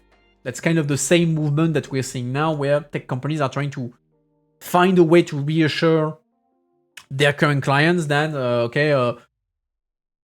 Trump or any other US leader is not going to just snap their fingers and end tech presence, tech access in Europe. I live a couple of kilometers away from the International Criminal Court, Reuters said. It was a huge shock.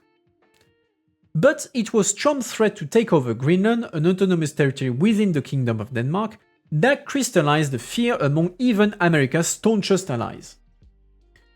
We used to be one of the member states fighting the most to keep the cloud market open, said the Danish official who was granted anonymity to speak candidly as the country's politicians all talk to form the next government, which has been finished since then. Frederiksen has been confirmed to stay in power.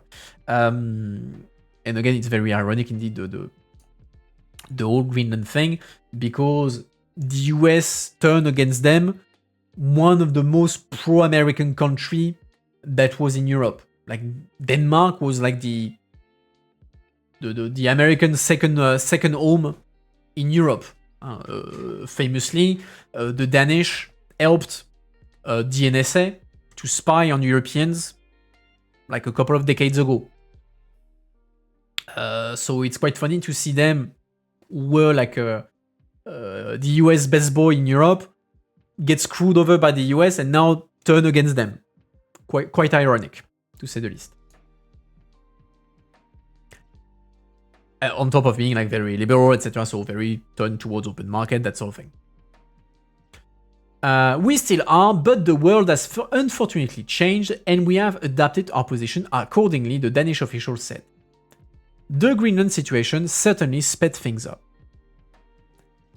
The change in Copenhagen mirrors the broader shift across Europe.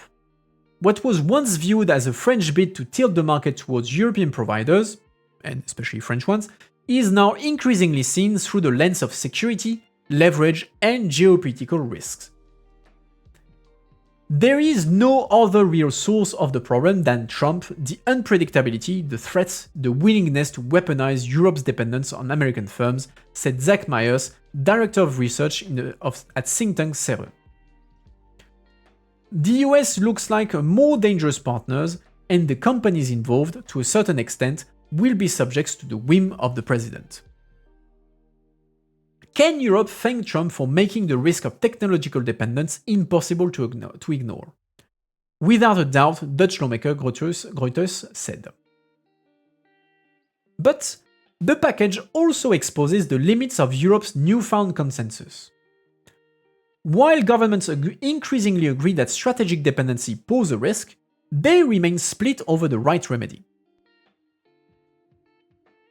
I feel like Poland and Romania are much more subservient to USA than Denmark ever was. Okay. There's a fair argument to be made on that front. I mean, Poland and Romania indeed had a CIA black site on their territory. That's true. But... And Poland, also for reasons of NATO and having the Americans there to counter Russia, etc., is also very keen on being a US best boy. That being said, Denmark went the extra mile by telling the NSA, "Hey guys, we have all the internet cables coming through us. You want access? You want a piece of this?" And also economically, I mean, a bit more, I was going to say influential or powerful, but bigger weight, economically speaking, in terms of influence than Poland and Romania. But I see your point. I see your point.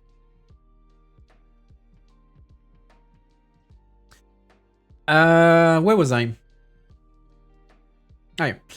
Rather than forcing a break with US providers, drafts obtained by Politico suggest the Commission will focus on mobilizing private investors, promoting open source alternatives, and incentivizing domestic computer chips manufacturing. Under the proposal, which will now go to national governments and the European Parliament for negotiations, the Commission will require governments to assess potential vulnerabilities. It will also have the power to decide whether a country, such as the US, can be trusted to provide technology for the most sensitive sectors of the European economy, two people briefed with the latest detail told Politico. But national governments will be largely left to determine how to act to protect themselves from foreign vulnerabilities, leaving them to weigh the risk of antagonizing Washington. We give you the tool, but then it's your own decision. The Commission has trodden carefully in its dealing with the Trump administration, taking pains not to derail a freshly inked trade deal that helps stave off the worst of the US president's threatened tariffs. It will be careful as it unveils its tech sovereignty package not to appear to be singling out American companies. That's the whole struggle of the Commission and member states. They need to act upon the threats that Trump is representing. At the same time, they need to play with the reality that at the moment, Europe is very dependent, will stay very dependent for quite some time, because the transition is not snapping your finger, it takes years and years, and they can't afford to trigger the orange guy who is happy to launch a trade war every other day whenever he's displeased.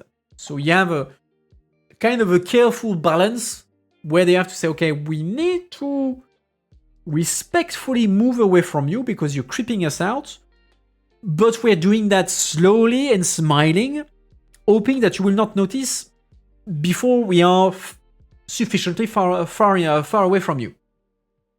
That's kind of the difficult balance that they have to manage, and that's why they don't like go for like the big radical changes, because otherwise Trump would be triggered immediately and press all kinds of trigger that would be very painful for us, as we are very dependent on a number of things, being on tech, being on military, being on economy, etc., etc.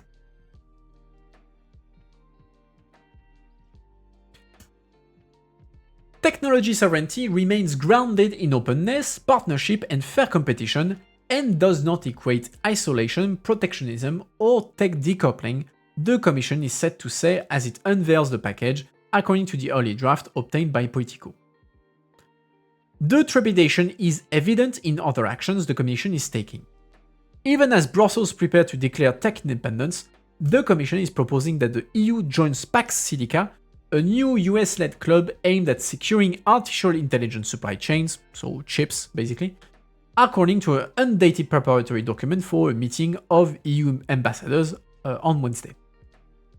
So, to counter the rise of China in AI and also the fact that they have de facto sort of quasi-monopoly on rare earth, which are very important to build chips that feeds AI and other stuff, the Americans have proposed the creation of what they call the Pax Silica, which is kind of a club where the Americans and their allies are kind of securing for themselves access to this critical raw material, to the chip manufacturing factories, to reduce the dependency on China.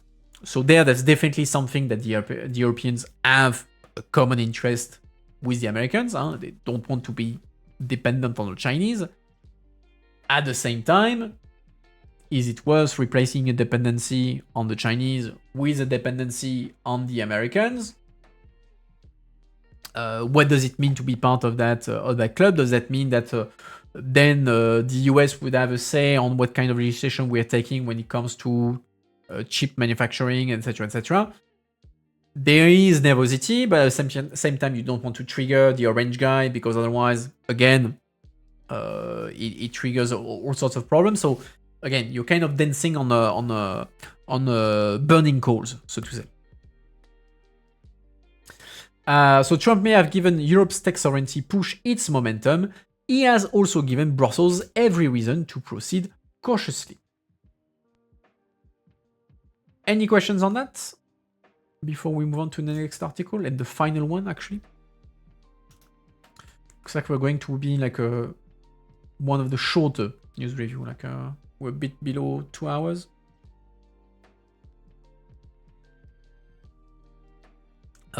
Now I upgraded because every time I'm running out of water or tea, so now I'm rocking two things. I have my mug and I have a regular glass that should allow me to survive. I mean, definitely this stream, but I will do the same for the French stream on Friday, which is usually much more complicated in terms of managing the supply of H2O. All right. Hello. All right, final article, still on tech sovereignty. So 4 ways Europe wants to win off US tech. So as we saw, the European Commission is finalizing a package that aims to reduce the bloc's reliance on American data center, artificial intelligence, microchips, and software. The EU wants to move away from foreign technology over concerns that over-reliance has become a risk in shaky trade ties with Washington.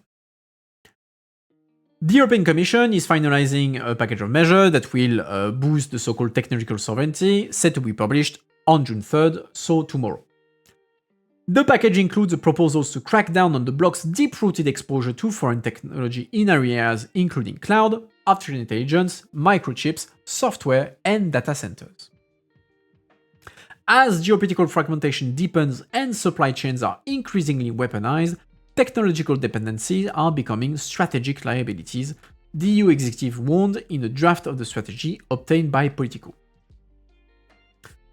Politico also obtained an annex to the draft strategy, as well as the draft of the EU's plan to revise its chips law, or chips, not the food, but the microchips.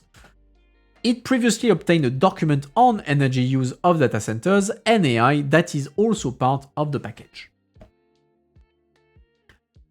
While the plans are subject to change before they are published and will be accompanied by a separate law governing use of cloud, they so far signal limited ambitions in addressing the dominance of American technology head-on, instead passing the buck to EU capitals to decide what to do. The plans also rely heavily on funding, both from the private sector and the EU budget, that is yet to be secured. We break down the 4 fixes Brussels has in mind to make the bloc less dependent on foreign technology. 1. Stress testing public cloud.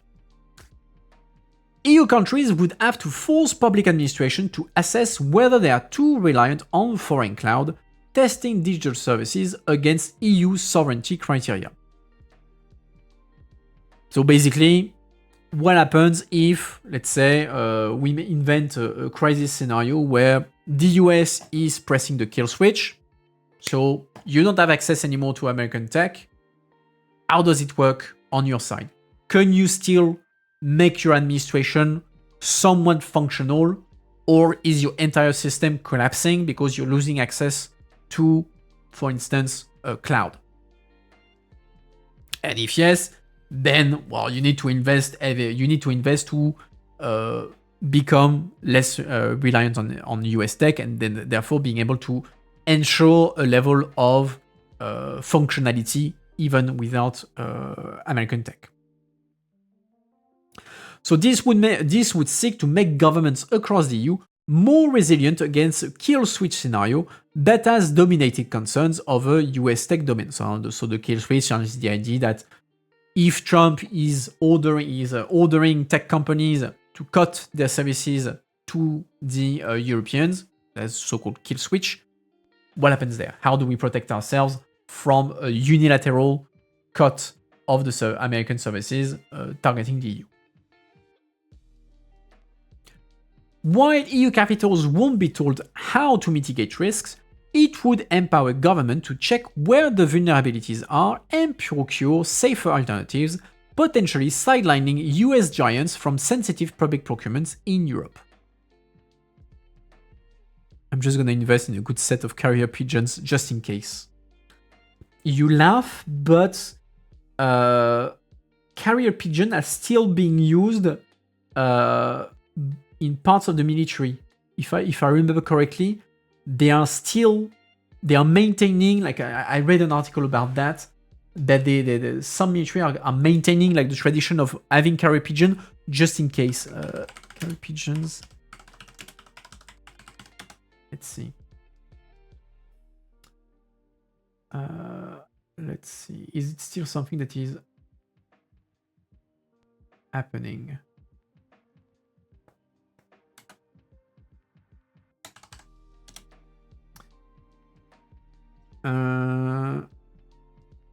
Also in France. Okay, so I have a few examples. So in France, the French armed forces maintain a dovecote with roughly 200 racing and carrier birds.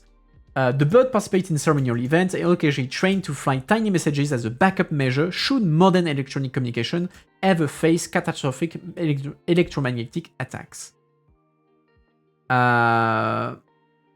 The US doesn't anymore have something like this. India just ceremonial pigeon. So the French maintain some level of carrier pigeon just in case.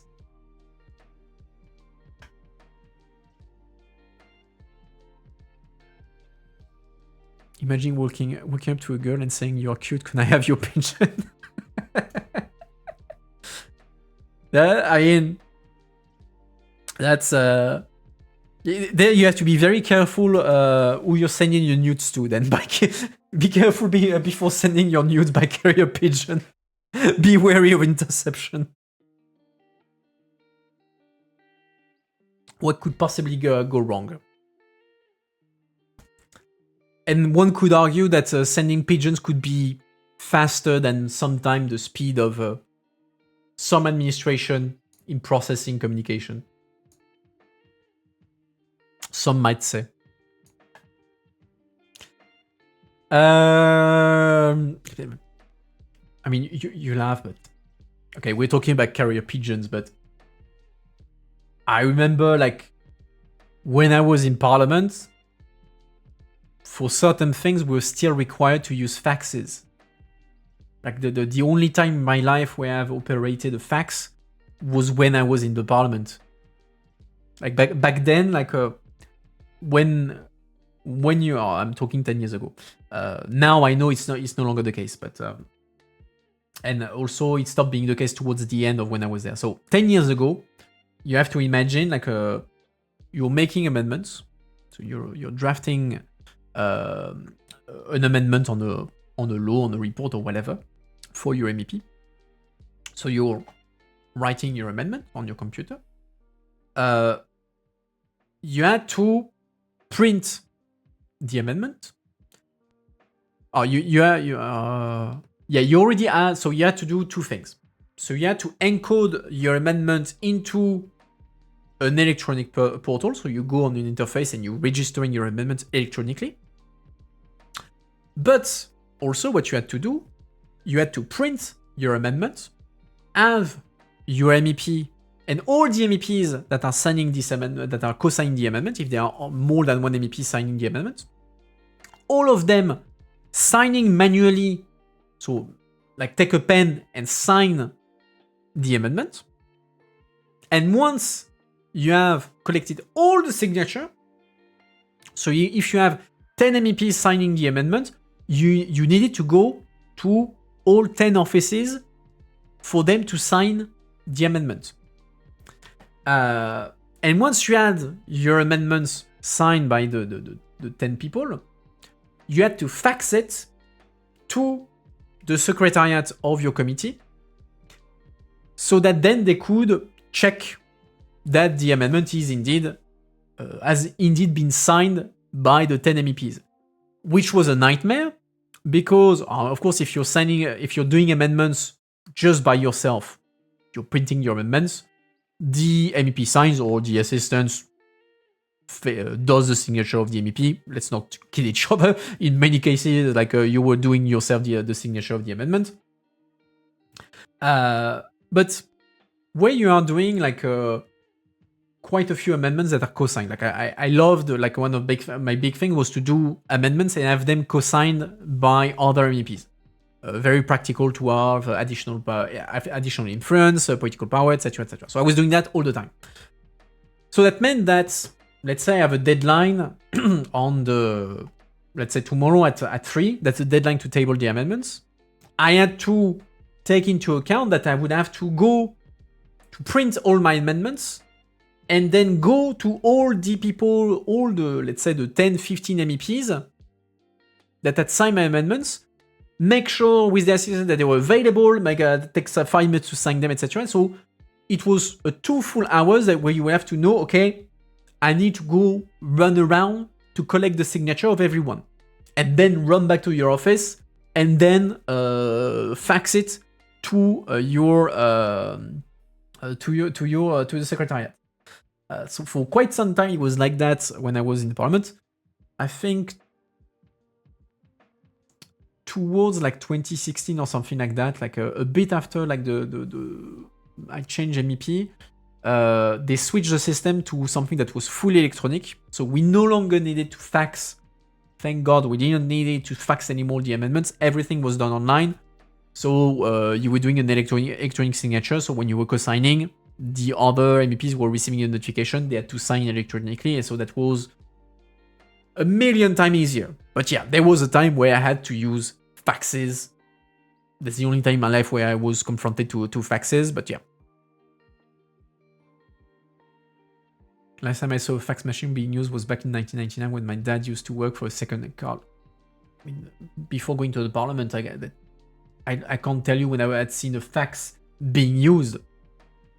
Like, parliament is the only place in my life where I saw faxes being used.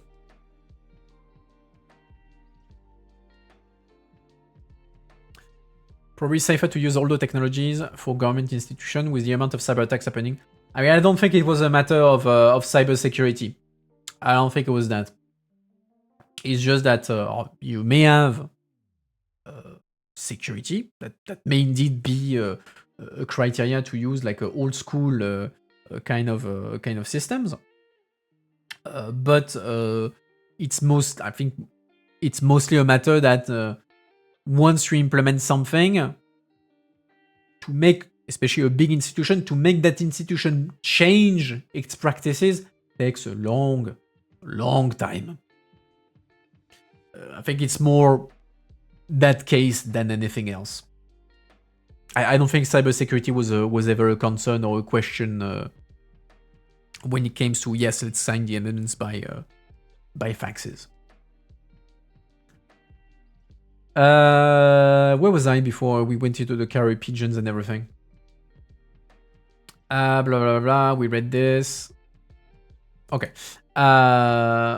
Potentially sideline. There we go into the debate on, I was going to say European sovereignty, yes and no, but European preference. Do you give priority to European companies in your public procurement, notably for security consents?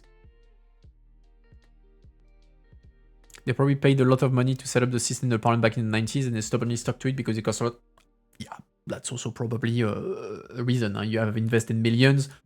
You want to make sure that those millions are actually put to use.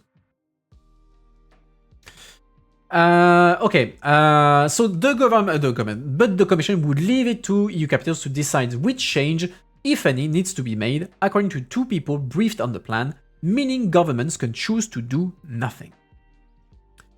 Strengthening Europe's technological base and independence in key digital supply chains, especially where other technology powerhouses exist, creates strategic counterweights that enhance Europe's capacity to remain open to the world without compromising its interests and values, the Commission writes in its draft strategy. Method number 2. Making Europe chips hungry. Brussels is eyeing new large-scale microchip projects through its proposed revision of the chips law obtained by Politico.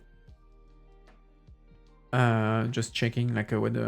Okay. So the idea of the chips law that was adopted, in 2023, was to say, okay, we have a dependence on Taiwan, on China, on the US for chip production.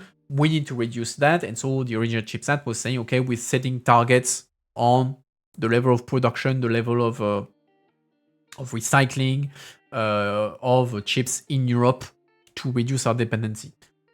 That didn't work out too well in practice. That's why they're updating the CHIPS Act to say, okay, how can we improve the situation compared to the objective we set up in 2023. So such project would get easier access to public support, faster permitting, and preferential access to pipelines. The law will build on the original CHIPS Act adopted in 2023, but shift the focus towards scaling up industrial capacities, improving crisis preparedness, and stimulating demands amid warnings that it doesn't make economic sense to build new chip factories without generating demand first. The recent semiconductor shortage are a stark demonstration of the extent to which supply disruption tangibly impacts European lives, affecting the industrial production of cars, healthcare equipment, energy infrastructure, and consumer goods across the Union, the Commission writes. So we need to create the demand so that then there is heavy incentive to actually build the factories in Europe to make the chips.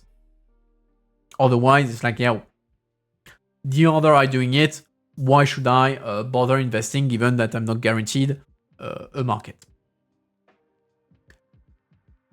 Third, betting on open source tech.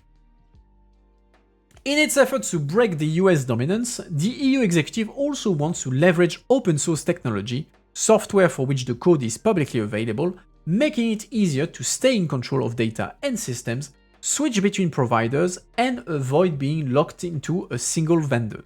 So typically today, let's say that you're the parliament, you need to equip your computer with an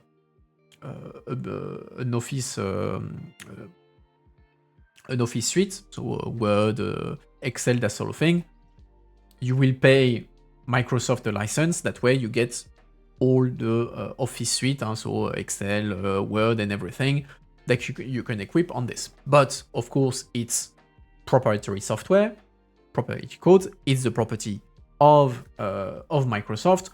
You can't you can't exactly change things in there. You can't check what is going on, etc. You always rely on Microsoft updating the things, providing new products, that sort of thing.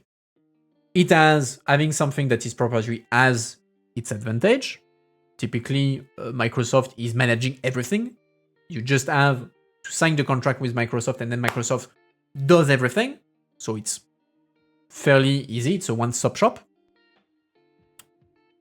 But on the other end, you rely solely on Microsoft. And if there is a vulnerability somewhere, it's up to Microsoft to act on it. Open source, it's not proprietary. The tech is open. It's not something that belongs only to you. The source code is out there. Anyone can use it to build their own products, which means that, well, since it's non-proprietary, it tends to be cheaper to operate because anyone can use the code of your software. So everyone could do. LibreOffice is an open source equivalent to Word. You can get for free LibreOffice. Anybody can do it. It's an open source thing. The advantage of that is that since it's open source, it tends to be cheaper. Also, since the code is accessible to everyone, that means that everyone could look at the code and potentially spot if there are issues. Okay, there is a vulnerability in the code because if you do this, you can hack this or do that. This is the change you have to do. So you can change the code can be changed and then updated quickly throughout the value chain. So the advantage is that it makes the process of detecting and acting on vulnerability potentially faster.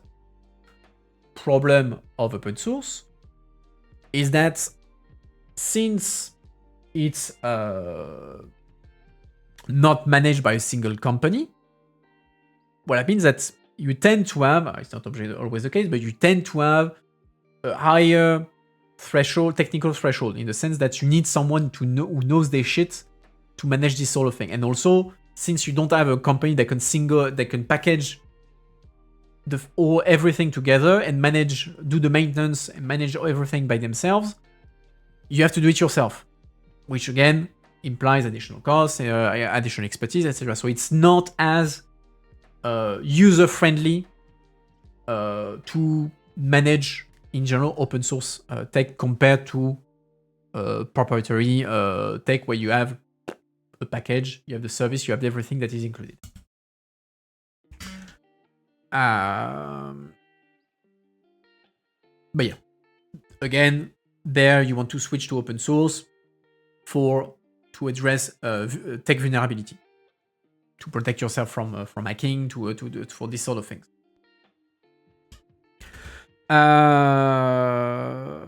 Where was I? Yeah. So the Commission will bring more visibility to top European companies, support collaboration between countries to develop and adopt open source tech, and set up a new maintenance instrument to beef up the block's capacity to support the upkeep of homegrown solutions, one of the bottlenecks the open source community is facing. This ecosystem is key to boosting Europe's competitiveness by accelerating innovation, lowering technology costs, reducing dependence on foreign vendors, and enabling local companies, researchers, and governments to build secure, customizable, and global competitive digital solutions, the draft strategy document says, stressing that the EU currently spends 264 billion euros annually, mostly on US proprietary solutions. And finally, fourth option, attracting private money. Money. Boosting the EU's digital capabilities will come with a price tag. About 200 billion euro is needed to expand the bloc's data center capacity by 2036, the Commission estimates in the strategy. Another 2 billion euro is needed for research and innovation in that space, while 20 billion euro in public and private funds will be needed to make the plans for digitalization and AI in energy happen. Brussels is mostly counting on private investors, as well as proposals to make Europe's digital infrastructure a more attractive place to pour money into. Which is, in a way, logical. We don't have the cash lying around, so you're kind of counting on the private sector to invest in there. You give incentives, you give guarantees.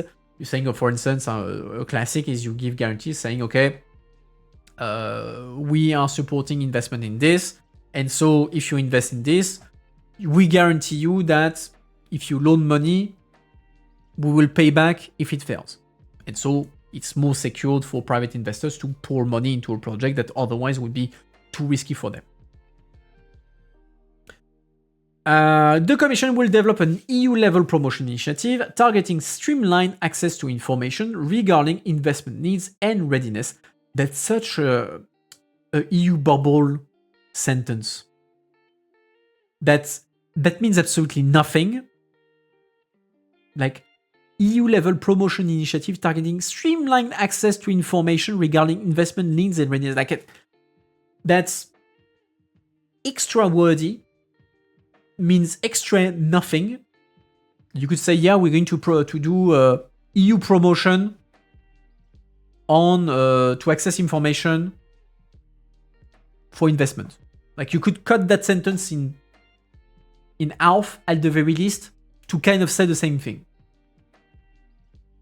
Like, streamline access to information. Can't you use like normal words? It means an Instagram post, basically. The worst is that you could be almost right on that.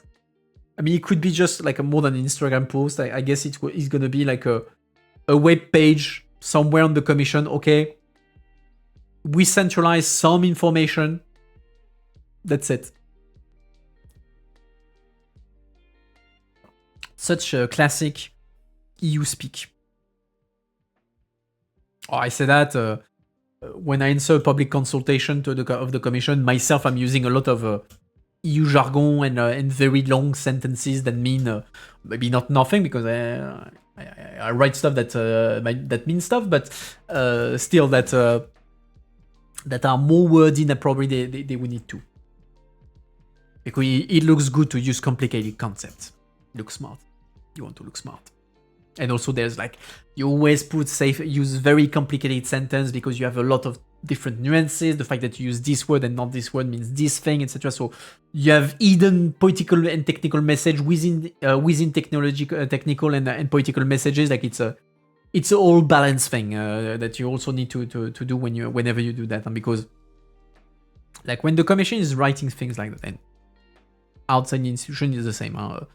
If I do a position paper for my organization, it's kind of the same thing. Like, you write something, so you mean let's try to rebuild the process. So let's say first draft is okay. We need to build something. So the Commission will promote initiatives and give information to facilitate investments. That's the basic thing. The first draft, like core idea. You send it to your boss, or you consult other people about this. The other people will be like, yeah, I see what you mean, but at the same time, don't we risk to create the feeling that we are giving information on whatever bullshit is out there? We need something that is serious. We need something that is actually workable for investment, for investors and everything. So you need to make sure that that it is like there are conditions, that we're not just doing information, like giving information on whatever. So we get, okay, we're going to give okay, the commission will make EU promotion, will promote initiatives that give information on investments according to their needs and the readiness of those investments. You give a few conditions. Okay. Then you have someone who somebody say, yeah, but you know, you need to make sure that the access is uniformed. It's the same model everywhere. Otherwise, you will give information in 3 different models, and people will be lost, etc., etc. So it needs to be uniformed. Okay, I'm going to add. What if I say it's about streamlined access to information? And that way, you give the clarity. Okay, fine. And then you have the final, the communication people say, yeah, okay, that thing we need to align with other commission wording. So you will say that the commission will develop a EU level promotion initiative, blah, blah, blah. So from a single sentence, you have to consult 3-4 people, and it becomes something that is twice or 3 times as long.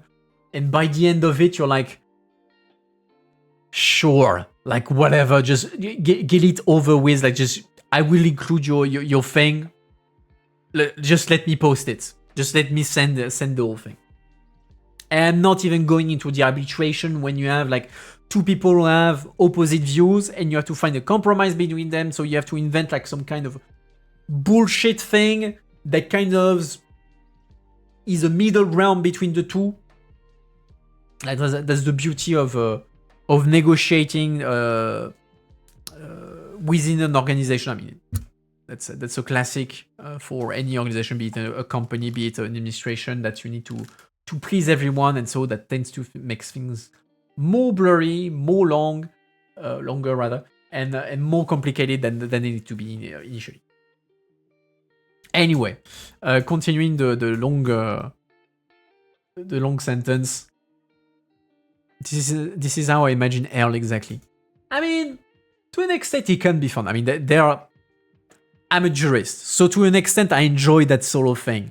Like, to some extent, it's funny when you have to say, okay, it's a bit challenging to say, okay, you know that A thinks that, B thinks that, C thinks that. Okay, how do I craft something that is acceptable for everyone? Like, intellectually, that can be a fun exercise to do.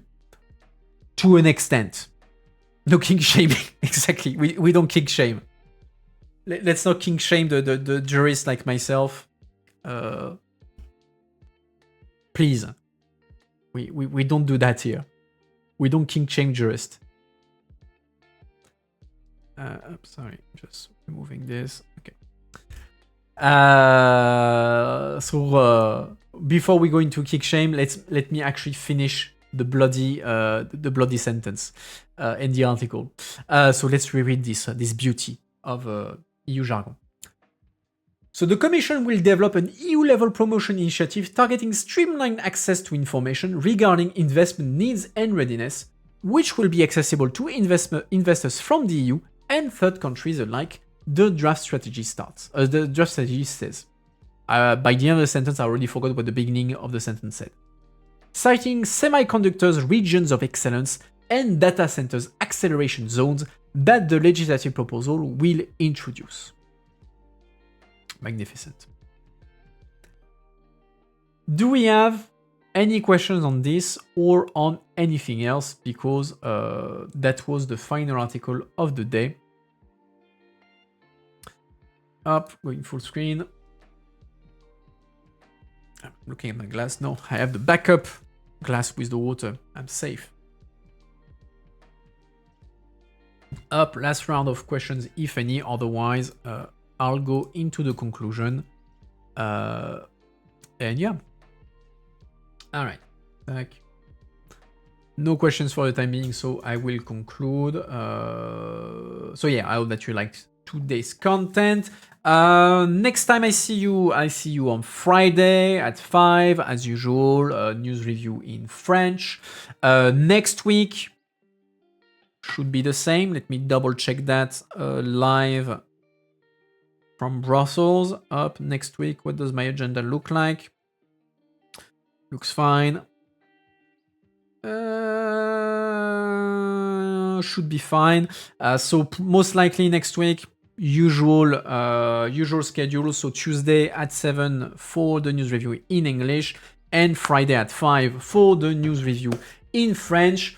As usual, if you like what you saw, do follow the channel. If you have a Prime lying around, do toss a coin to your streamer. That's always appreciated. Up the link to my social media, Twitter, Discord, and all the things. You know how it works. And yeah, on this note, I wish you all a good end of the day and a good end of the week. And I hope to see you either on Friday for the news review in French or next week for new adventures. Bye everyone. See you next time. See ya.